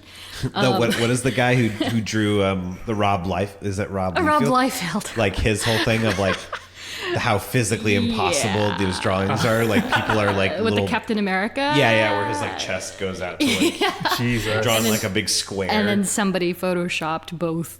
I was going to say Steve Rogers, Chris Evans, and Anthony Mackie in that form. Oh my gosh. Like, it's the worst thing I've ever seen. And so it kind of goes the same for women, where they're just super duper accentuated. Again, broken ankles. Like she can't possibly bend her back that way. Well, wasn't there like the Hawkeye thing where they were like, where it's like they keep even like photoshopping. I think they've even done it in the MCU where it's like the way that they've made like Scarlett Johansson like turn, like her spine would be broken because you're seeing her and her face. And it's like that's not how that. So like they were doing a thing where they were doing that to like Hawkeye. I think, or something like that. God. You know. And so I love the final outfit. Yeah, I think it's great. Is that your favorite, Jeff? Or do you like the other ones? Well, no, I think that's my favorite. Just because, I think we've talked about this before. Like costumes. If that was in the Cap episode, costumes are their own character arc in these movies. So seeing her go from Nat's red jacket, hot topic. Nat's red jacket to having her own just her own costume, like for her, but still keeping the aura of the comic book costume, but in MCU modern times. Yeah, I thought it was just amazing, and then that crown that she has, it's perfect. Yeah, I love it. Your love is and then showing. Also, people notice on Twitter that there's a thing in the center, and it's a resemblance of Viz's stone. Yeah. Oh, I didn't even notice that. Yeah. So if you look at the intricate design of the cut of her collar. I believe it was Andy Park. Andy Park is huge. So, and Andy Park, I go way back, not personally, but I go way back with Andy Park because he used to draw the Tomb Raider comics. Oh, wow. And so I got into him way early on. So when he segued as one of the art supervisors for the MCU, I was like, wow, this guy's he's really versatile because he went from drawing like comic book style to doing these beautiful lifelike portraits of concept the characters and concept art. Yeah. And so when he designed Wanda's final suit in WandaVision, that middle sliver is an exact replica of the Mind Stone. Oh, wow. So, or whatever version of that is that Viz has by the end of the show, and so that's awesome. I almost want to see her with a cape. Like, I kind of want to see it just because Doctor Strange's cape is so cool. I think it's going to come full circle in Doctor Strange. You think? It might show up with a cape at the start. Maybe, It'd be so cool. Yeah, I think the point is, like, I think it's that thing with movie stuff where it's like, yeah, these costumes should exude power. They shouldn't be... Yeah. And I think sometimes, and this may be just like a meta thing of like, I don't want to look at a movie and I don't want the characters to look like they're embarrassed to be in those costumes. Yep. And I feel like...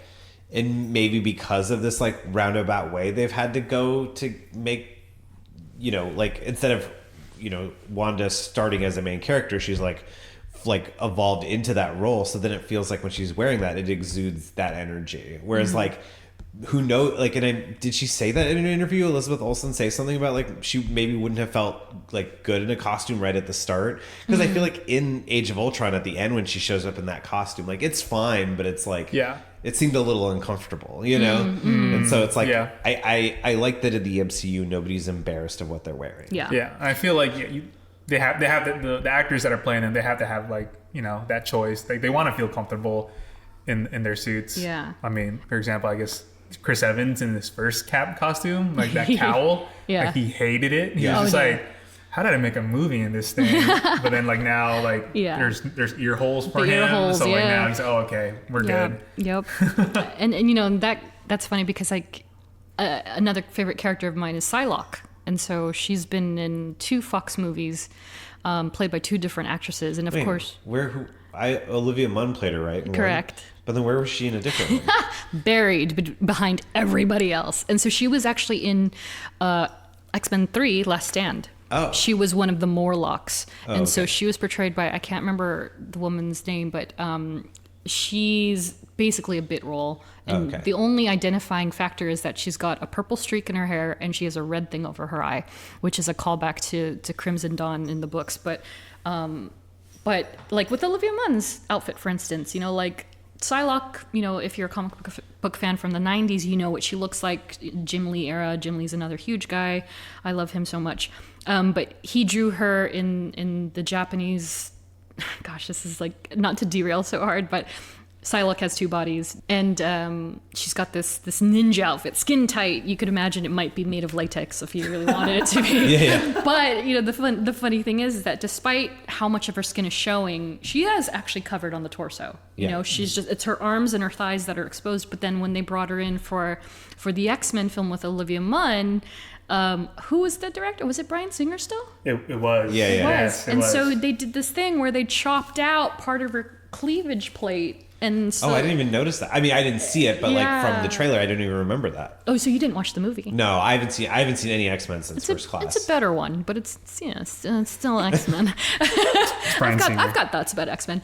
But yeah, so they did this thing with her costume where they just quite literally just cut out the boob window, and then they went another step to add something underneath it, so it almost framed it.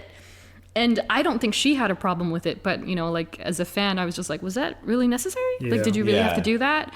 And so I'm glad that, I mean, as far as we know that, you know, the women in the MCU haven't had to deal with that kind of thing because, yeah, you know, sexism in pop culture strikes again. But yeah, no, I think, but among all of Wanda's outfits, I do, like I mentioned this in the Captain America episode, I love the one at the end of Civil War. I always get it confused where she has that quick cameo. Is it Civil War? Age of Ultron? Oh, it's Age of Ultron because Scarlet was pregnant in that one. That's how I remember. Oh, really? Yeah, they manipulated her stomach out.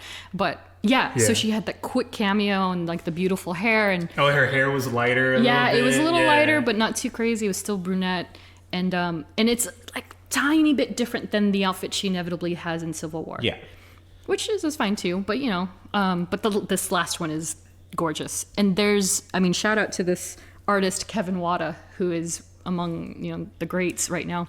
He's an incredible watercolorist, and so he's done a lot of like recreations or reformatting of costumes, and so he designed one of Wanda's newest outfits, which is a crown very similar to the one that she has in the show, where it's just kind of like a headpiece, and it's very simple.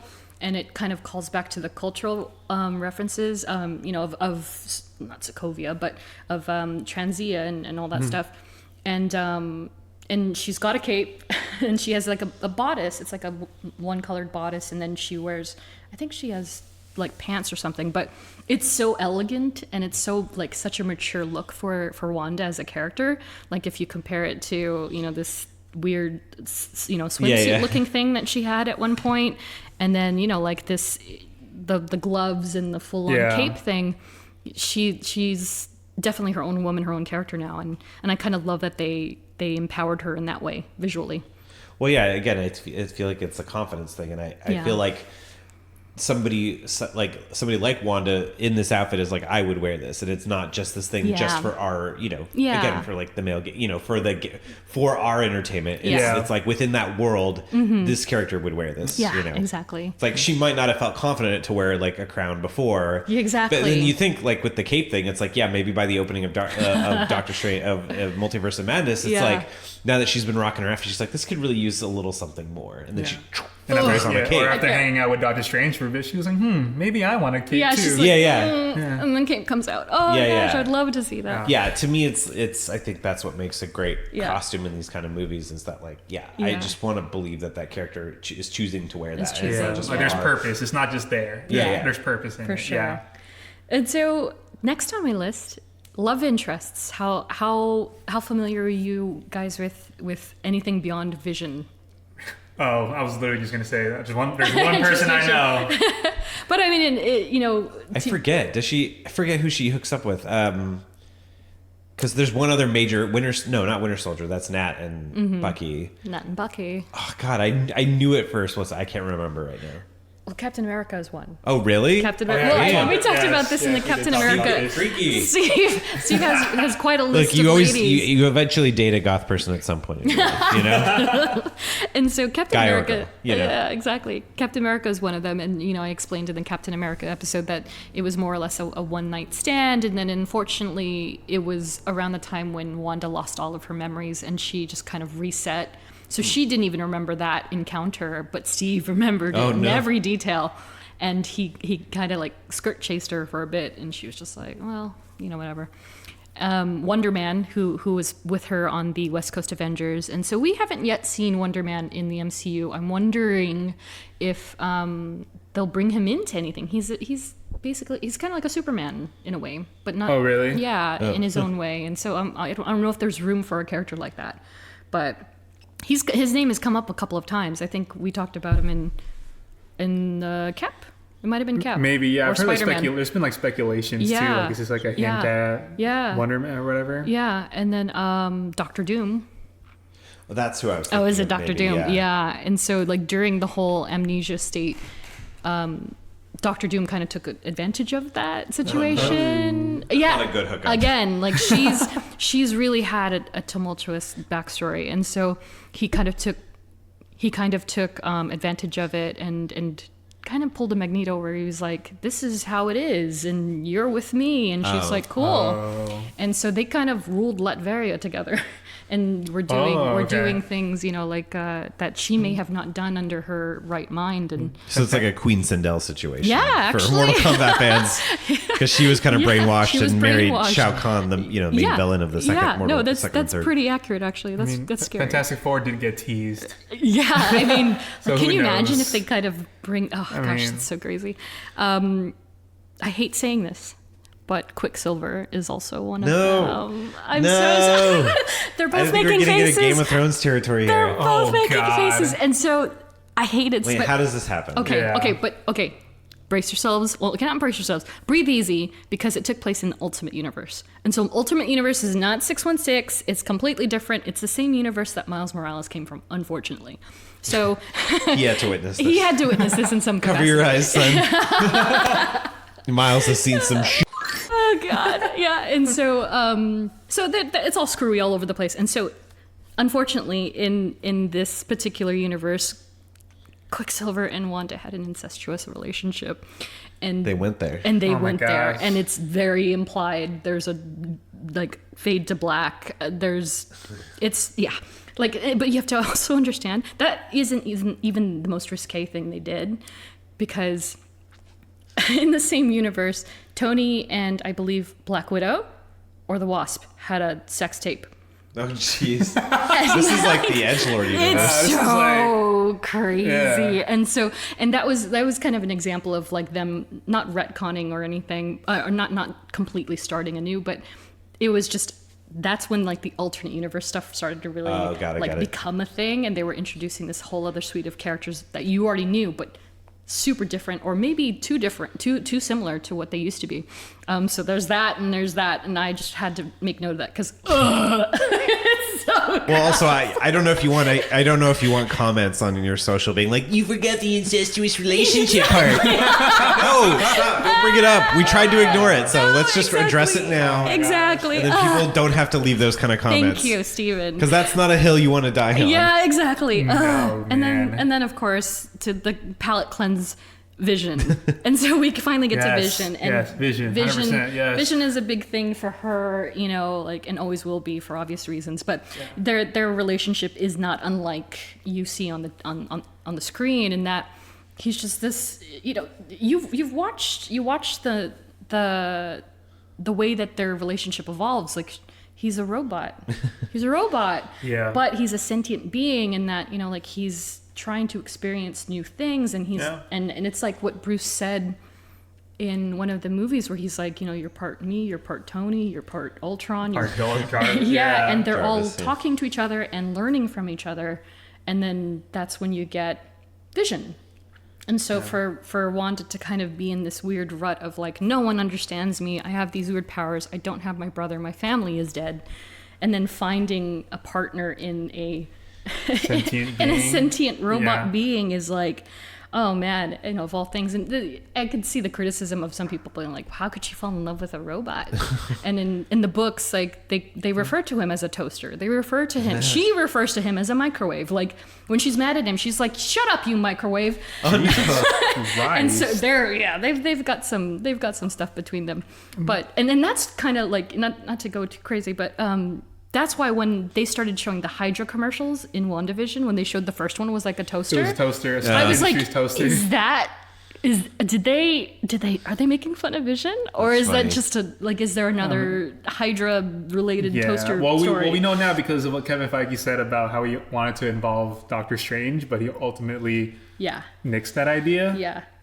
The commercials were supposed to be messages from Doctor Strange originally. See, we're all learning stuff. But then now he was just like, no. Yeah. Never mind. Yeah. But we saw like that Vision, that character Vision. Like I was rewatching was it Civil War, right?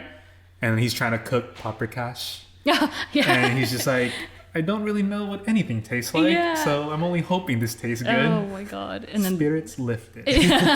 Well, it's also too. It's this thing of like how we said earlier. It's like, and especially for somebody like me who, didn't know where anything was going, or the idea like, would the MCU be successful enough that they would ever eventually do a WandaVision show? And it was one of those things where it's like and they realized too. It's like, well, we only have like 5 or 10 minutes, like maybe 5 minutes out of these movies where they're the side characters. Like, so how do we develop a relationship where we can really only show like a couple minutes at a time? But I feel like they did it really well. And then and then in WandaVision, they were able to like go back and add layers to it, where it was like when you cut back to Civil War, then you because you're like, how do we go from like characters who are barely in these movies to all of a sudden being married and like love of their life? And then, but they did it in such a way where it was like they left you enough breadcrumbs.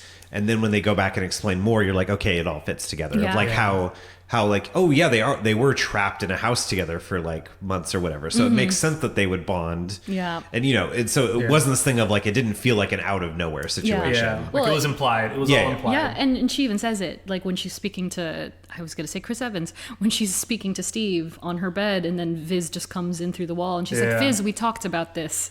And it's like, okay, right there off the bat, you know that, oh God, he's done it like 6, it's a great 12, callback. 30 like, times. Yeah, those are great. Yeah, and so like there are those little things, and like you said, the breadcrumbs that they kind of leave that indicate that they have been, together and bonding and creating this relationship over time. And these are two of the most powerful Avengers, like ever. Yeah. Two of the most powerful characters, and to not tell their story and flesh it out would be messed up. But I'm glad they did. Yeah, and who knew that it was going to be that good? Yeah. You know what I mean? Like I always go in kind of like, and I try to be as clean palated as possible. I try not to watch any spoilers or anything or read anything. And so going in, I was just like, this is different. But I also grew up on those old shows. Yeah. Like those were my jam. My dad always used to put Nick at Night on for me. Yeah, and so like I watched all of those shows, and immediately I was like, oh my gosh, it's Dick Van Dyke. Oh my gosh, and so I loved it. And then it was like Wanda and Vision at the same time. So I was like, oh, okay, cool, I'm in. And then like many people, like an episode or two, and I was like, what is happening? Yeah, exactly. I don't know what's going on, but I like it. But the payoff was so incredible that it's just like, dang. Agreed. Okay. Yeah. Okay, well done. And so like, I just wanted to give a quick shout out because I kept referencing it, but there's Vision's solo title in 2015 that was written by Tom King and drawn by Mike Del Mundo is such a great read. And honestly, if they do a series for Viz or something that expands on his story a little more, especially now that he's Vision 3.0 in some respects, that'd be kind of cool because he basically manufactures his own family of robots. And so he's got his family, and then Wanda comes back in, and then that's WandaVision season 2. Yeah. I hope so. From his side. Yeah, I that'd be hope so interesting.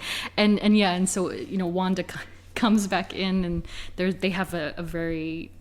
there's a deep issue, like, and the cover's beautiful. It's like one Vision, but there's like 8 Wandas surrounding him, and like it's the whole mental projection, and it's great. It's a great series. So all that said, where would you like to see this character go in the Marvel universe, in the MCU? I think I don't know. It's tough because as we know now, after WandaVision, she is definitely one of the most powerful heroes in the MCU. So her limits are definitely endless and limitless. I feel like she is gonna play like some sort of anti-hero at some point in Doctor Strange 2, but I think she flips that around at some point, where she goes and ends. That's very tough to say. Like I said, she seems unkillable. Like there's no way. Like maybe she gets like a Steve Rogers ending in some sort. Like is there good that she does for the world where like she's Captain Marvel, like because she has to do with different planets, that she have to take care of different multiverses. Ooh, I don't know. That would be kind of cool. That's pretty good. Like she now she's like, because like obviously Doctor Strange like manage like keeps track of like different realities. So how do you? Well, there's somebody like that in the Spider-Man universe. Her name is Madam Web, and she keeps track of all the spider people. Oh, And interesting. So, yeah, that would be. I mean, that'd be interesting. So like Wanda's powers are, as we saw in the finale of WandaVision, her powers are just immense and huge. Yeah.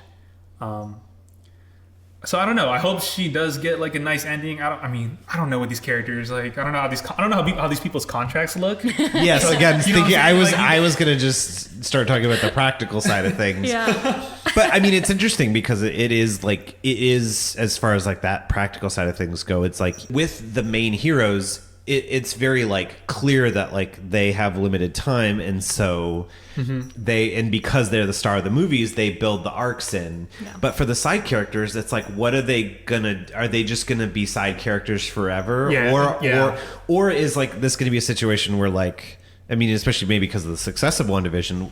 So it's like there's like maybe she could set a precedent for what they do with all the side characters, which is like she has a show, she gets to co-star in a movie, and then she gets her own movie, and then they maybe do like a trilogy of Scarlet Witch movies, and then she's done. Yeah. Because it's gonna be interesting to see characters like, well, I mean, but that's exactly what happened to Sam Wilson. Yeah. He went from side character to getting a show to like co-starring in a show, co-lead, and then now he's getting his own movie. Yeah. So it's like, is that going to be the model where, because again, the practical reality of the side characters are promoted to leads, but then they aren't going to be like, I just don't see them like being around forever. Yeah. They can't. Yeah. Because before they had like a hinted at story, but now that we've seen a real story for Wanda, it doesn't make sense for her to go back to being like a side player. Yeah, it's like also how long do these actors, you got to think about like the actor side of it. How long do they want to play these characters? Yeah. You know? Exactly. I mean, like we talked about Hugh Jackman playing Wolverine for 20 years. Yeah. But I mean, it's got to be a sweet gig if you're like just paid to come in for a couple days a week. It's also like, true. And yeah, like I just don't see that, because I mean, you think about how much screen time like Elizabeth Olsen had like in Age of Ultron or Civil War. Like I don't see like. There's a difference between like a character coming in, like I feel like with like Scarlett Johansson, like every time she's in a movie, because she's like a main character, it's like weird that she's a main character who hasn't had her own movie until now. Exactly. Yeah. But like Scarlet Witch was a side character, and then they finally developed her. So I don't see them going back to not developing her anymore. Right. So it's like if she is a co-star in movies or does show up in movies, it has to be for a reason. Yeah. So Exactly. that's the part where I'm like, it almost depends on what happens after Multiverse of Madness. Yeah. Like, does she show up does she end as like being a hero again and like part of the team, or are they gonna continue to explore her journey more? Which I mean, is, because she is my favorite superhero, it would be cool if they gave her own movies after. Yeah. After Doctor Because Strange. it feels weird if she went down to the same level of screen time as she did like in Age of Ultron. Yeah. True. Unless it Yeah. was for like a very specific reason, Yeah. like where she shows like again, like if again, I can't think of like any comic situations that I like people have referenced, but it's like even like you were saying that like Natasha and Bucky have a relationship. So it's like if they made another Black Widow movie, like bringing in Bucky then makes sense to have him be in only part of it. I want. I say this to Geoffrey all the time. I'm like, you know what? Black Widow, great.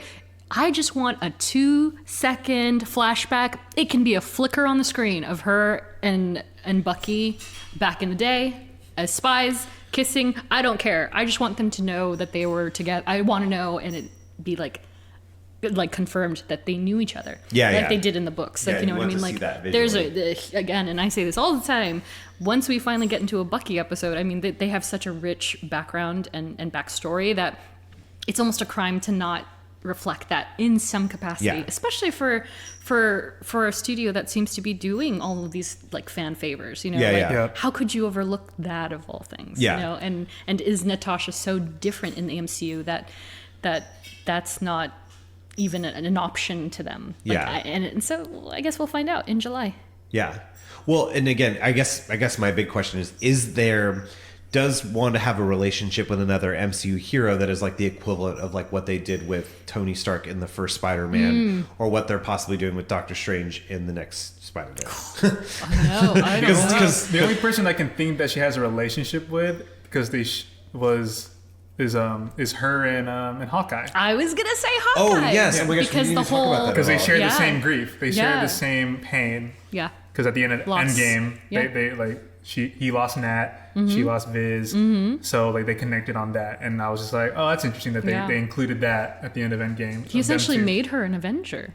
Yes. That's true. He's the scene of like, you can go out there, you know.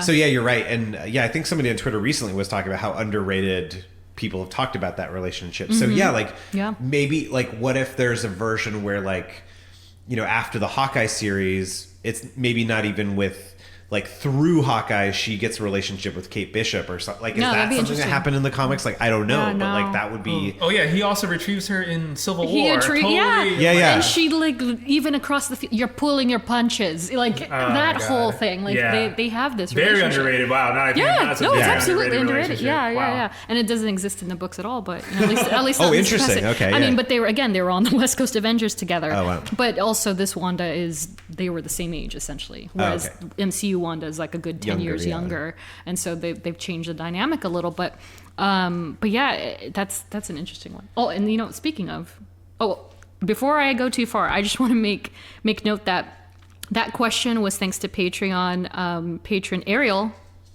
who's a big fan. So thank you, Ariel, for that question. So how did you like the treatment of the accent? I mean, they made fun of it by the time they got to WandaVision. It was, But I mean, you know, I have, you know, friends who, you know, were born not in the US or whatever, and it's, you know, I mean, I like the idea of like learning English from television. Like that stuff felt very real to me. I mean, I'm not somebody who's experienced that personally, but same. I don't know. Yeah, I mean, it's just one of those things where I just think, I think it was, you know, I think it's better to just not make somebody do a fake accent, you know, so I was fine with it. Yeah. And I feel like that's why they didn't have it present for a long time, technically, because they were trying to force her into speaking with that kind of slighted accent, because it just seems so unnatural, or at least people maybe had complaining. But I do appreciate the fact that they tied it back and that she was like just recessing herself because she had been on the run and all that. After hearing it in Age of Ultron and you hear her next thing, you're like, where did it go? Yeah. Where did it go? But I mean, also, I'm trying to see this from an actor standpoint. It's a non-existent country. You're trying to like, it's like a Eastern European, right? I Russian-y kind of thing. Yeah. So, and trying to keep that for like multiple movies across the board. And consistently. It's pretty hard. You're definitely you're gonna lose it the more takes you do. It's just coming from straight up just like a movie aspect. But I did like in WandaVision where she came out of that bubble for the first time. It was there. Oh my gosh. And I was just like, but like it was good enough to where it's like, oh okay, it's still there. Like it's still part of her is there, and I appreciated that a lot. Absolutely, because like the minute she even dropped a syllable, and I was like, oh, that was the Sokovian accent coming out. I knew that immediately. That was the tone of the scene was changing course completely, and we were starting to see the Wanda come out. And I was like, oh, okay, it's real. But you know, I mean, not to dive too deep into this particular thing, but you know, there is the conversation of, you know, she's been whitewashed a bit from the comic books because she's supposed to be from Eastern Europe, and you know, they come from a very specific peoples, and so you know, there I don't know if either of you have like a dream cast for her in particular, if not for Elizabeth, but there are two in particular that I wanted to shout out because Marvel fandom, we go every which way. We loved Lizzie, but also there are a few people who would have liked to see somebody that maybe fit that kind of character type better. And so there are two actresses, one named Mihaela Dragan, and another one named Hiba Abuk, and they're both gorgeous women. And I'm not familiar with their work at all, but they seem to be like the standout females who could have played Wanda in a great way, and that's an interesting concept. Yeah, no, of course. I mean, it's like we get down to oh my god, what's his name from The Mummy? Oded Fehr. Oh yes. Like people were saying, like he would have been a great Doctor Strange. Oh yeah, that's right. Again, as far as whitewashing a role and stuff like that. And then as of recently, like the comments that Kevin Feige made about casting the Ancient One with Tilda Swinton are coming back, and how much he regrets not casting an Asian person for the role, because. And that's one of the situations where I totally get it. Like he didn't want to tokenize the Asian people by casting them in a role that was so typically Asian and to the point of it's just tasteless. But I get how he's revisiting the idea and being like, oh, you know what? I kind of wish it would have been proper to do that. And or at least ask somebody. Yeah, yeah, exactly. Yeah, well, at least they're doing Shang-Chi, right? Yeah, exactly. I mean, imagine I know 10 years ago it would have been like a full white. Oh, God. They would have been horrible. Yeah, it would have been bad. But so all that said, I wanted to. Oh, wait, did you have an idea of who you? I was going to ask you, like, do you have a list of people that were in the? Yeah, well, there's no list, but there are two people in particular, and so. I don't believe she actually auditioned, but she was used for the concept art, and she does know that she was optioned for the role. Okay. But they just didn't actually move forward with her. But Saoirse Ronan. Okay. So and she's incredible. Like for Wanda. For Wanda, yeah. Yeah, I could see that. She's an incredible actress, and so that would have been interesting to see. And then the other candidate who actually tested against Lizzie.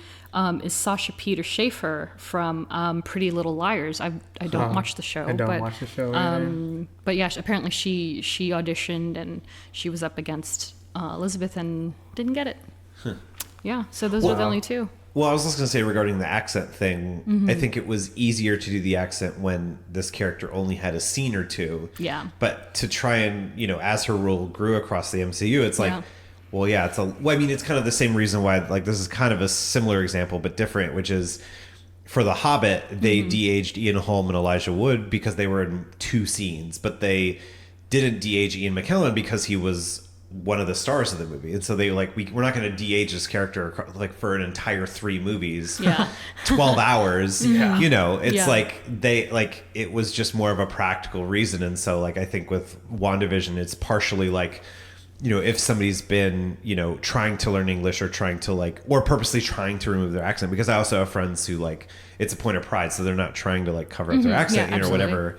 Because, so there's different reasons for that. But I think there was also a practical reality of Elizabeth Olsen can do an accent for 2 scenes. Yeah. But to try and commit to doing that for a whole show, it's now it just kind of, now it's more attention is on it, and so that it's is this worth it? You know? And you also have to she's living in America now, so you have to just assume that she's picking up on, but she also grew up on the American TV shows too, so maybe she doesn't want to lose it, like you said, she doesn't want to lose that accent, but her English is getting better, her inflection is getting better throughout the show and movies. And so how many years would you say that Wanda has been part of the Avengers? Because you've Bucky even gave a time frame. He's I just went from fight to fight for 9 years. Well, Age of Ultron came out in 2015. Yeah.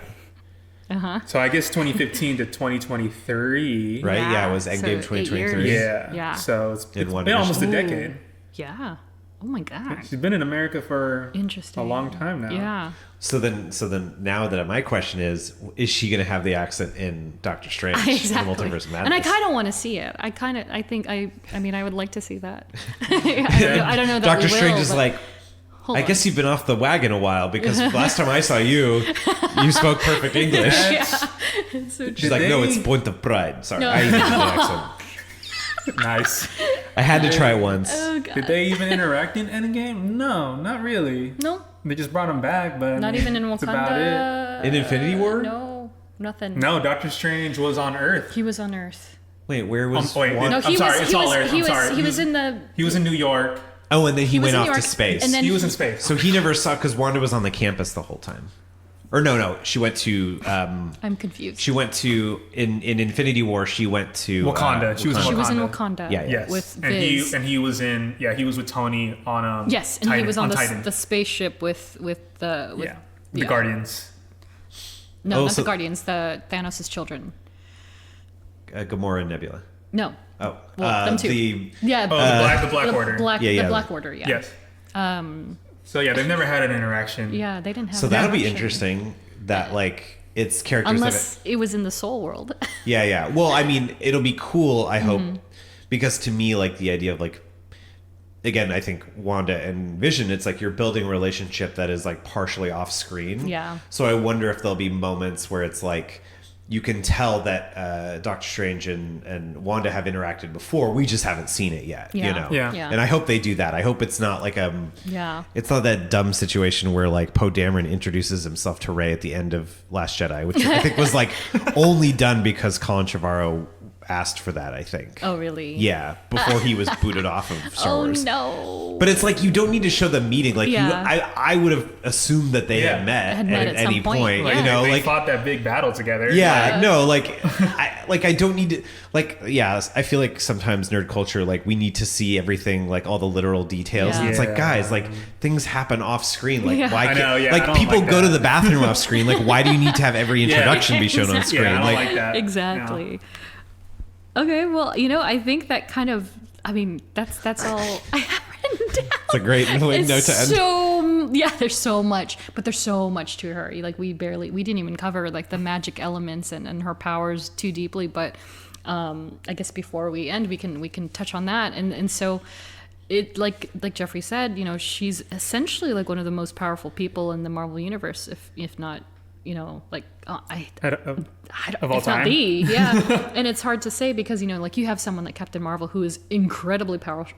all And in their- the MCU, she's got a literal stone. Their like, powers have come from the Infinity Stone. Exactly. Both of their powers. Yeah. So it's like Yeah. What is the end? there's no other character Yeah. that I'm aware of, right? Mm-hmm. That didn't get their powers from the Infinity Stone, right? Captain Yeah. Marvel and Scarlet Witch. Yeah, and then Viz. But that's not a thing Black anymore. Panther's powerful, but it's not from a stone. Yeah. Yeah. I think I think I think Of course, Peter Quill can hold a stone, but he can't do anything with it. he's only half Terran. he's only half Terran. Well, now he's full Terran again.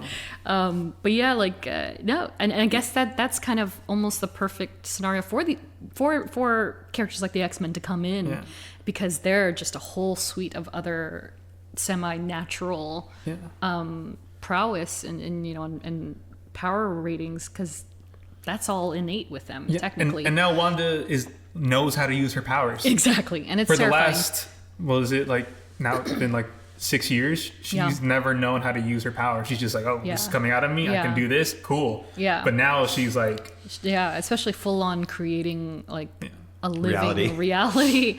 of and when they started to unfold the whole fact that these people were conscious within themselves but still she took doing, over a that's whole town. that's nuts. Yeah. That's crazy. Demented. yeah and the fact that they were knowledgeable, and that the teardrops and like they Sad. and it's actually sad. very sad. And so that's kind of, it's just and I think that's just like a nugget of the power that we're going to see from her in Doctor Strange, which is again terrifying.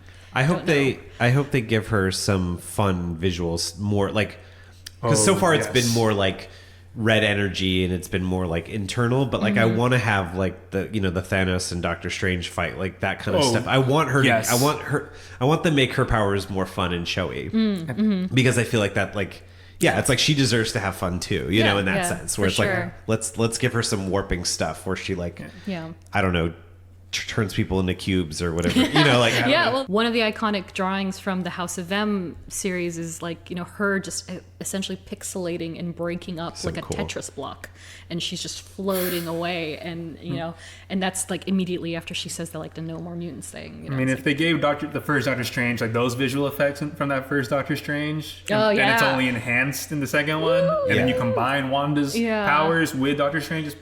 I mean, I'm looking forward to that. Yeah. I know Marvel's CG budget is through the roof, so I know they can do it. Bring it. Let's see it. I want to see it. So yeah, I mean that's more or less our episode on Scarlet Witch. So I mean, as always, thanks for listening. Steven, do you want to plug anything in particular? Sure, I want to plug things, but I do want to play this thing for you because I think you'll appreciate it. Okay. Which is, so during the run-up to Civil War, they had like whose side are you on and all that stuff. And if you tweeted at the account, you had different actors from the movie like basically make a video and respond to you. God. Do you remember this I do remember this promo tour. Well, someone... Wait, so my internet is not working here. Do you want to get on the Wi-Fi? Yes, let me get on the Wi-Fi really quick so I can play this for you because I think it'll be worth it. Oh wait, I saved it in my folder. I didn't. Now I just wanted your Wi-Fi password. So sorry, I should have given that to you at the top of the show. So let's see. Here we go. Steven, way to go, Team Cap. Oh my gosh. Yep. He got one. I got from her too. Elizabeth Olsen to say my name and tell me good job, Team Cap. Oh, I love her. How jealous are you? I am incredibly. But I think too, like that was like another little element of like, you know, starting to get into this character and like just have, you know, what Civil War was 2016. Yep. Like, so to have like, okay, this character is intriguing in Ultron or like End of Winter Soldier, Ultron. And then in Civil War, like there was just a lot of little things along the way that made me love the character of Wanda. So to have the Elizabeth Olsen thing, and then WandaVision comes out, and it's just like, oh my god, I still have this on my phone. Like, it's amazing. So happy I have this because like at the time I was just like, how did they do that? Did they just make those actors like say? I know. Yeah. I remember that promo tour. I was just like, are they just pumping this out like right now? Like how are they just sitting in a room and Yeah. just waiting for tweets to come in? Yeah. Well, because somebody else, because I posted that recently, like when WandaVision came out, and so some other people on social were like posting theirs, and like I don't think it was some magic of like just changing the name out. Like I feel like I saw another one of Elizabeth Olsen, and it was like, you know, it was like, Jared doing great, Team K. Like it was like a little different. It was so I was personalized. It was definitely personalized. To some degree. Yeah. So I wonder if they just had like, here's a list of names, and then here's the rest of the sentence, and like you're just gonna spend an hour and just go through all the names because like some people sent some stuff of Sebastian Stan doing it and stuff, and it's just like I remember that. Yeah. Oh man, good times. So that was another like since I was a guest today, I was like I have to show that to you because like it just was like so cool. And then again I mean I was already really into that character at the time, so that was really cool. Like, you know, again because it was randomized. Yeah. And then when WandaVision came out, I was like, oh well, the fact that I had that felt so good. But yeah, no, thank you both for having me on. This was such a blast. It was great to have you. Thank you. Yeah, I mean, you can just listen, see Jurassic Right, everything but the movie, a Star Wars Book Club podcast, the Purrrcast. Diana was on an episode, and at Stephen Ray Morris on all the things. Stephen Ray Morris. We will put all of his podcast channels and social channels for the people who don't know him for some reason. Too. But you know, I made a joke on with a couple of friends in that it was kind of funny that you were going to be a guest on this podcast because now I can't hear the Agatha All Along song without putting your name instead because now it's like it was Stephen Ray all along. Oh yeah, you got to add the Ray part, because I was like, how do I make that work with the thing? But yeah, no, thank you, Stephen. We appreciate you coming on with us, and so follow us on social at SDRKCNTRST. Yeah. If you like what you hear, please become a Patreon and support our show. Geoffrey and I do this all by ourselves, soup to nuts. So we would love your support in one form or another. Or if you would like, just follow us on social. Thanks again, guys, for listening, and we will see you in the next one. The next one, which we haven't decided yet. So maybe we'll let Steven decide. Wait, but wasn't it Hawkeye because you had the boating? No, well, we're gonna restart that. Like maybe another episode I'll have him pull another name, but for now we don't have a set character. If our special guest, if you want to just throw get someone the out honors. that you want to hear, that's a lot of pressure. Oh gosh, pulling my Avengers in a hat, pulling. Oh gosh. Oh yeah. Don't say it. War Machine? I don't know. Oh, God. Okay, well we'll keep Rhodey on the docket. Oh, yeah. Maybe. Yeah. I mean, he's got some interesting. He's stories. definitely, because 2 actors have played him in the MCU. So He's getting his own show. And he's getting his own show. A lot of setup for that. And he was in Falcon and the Winter Soldier. Yes, he was. He was. Okay, Wow. well we'll consider. Yeah. We'll consider high consideration because that's a pretty good one. That is a good one. So we'll see. Throwing it in in the hat. Okay, Yeah. okay. Well, we can settle on that much right. at least. All right. Thank you guys for listening. Thank you. We'll see you. Bye. Bye.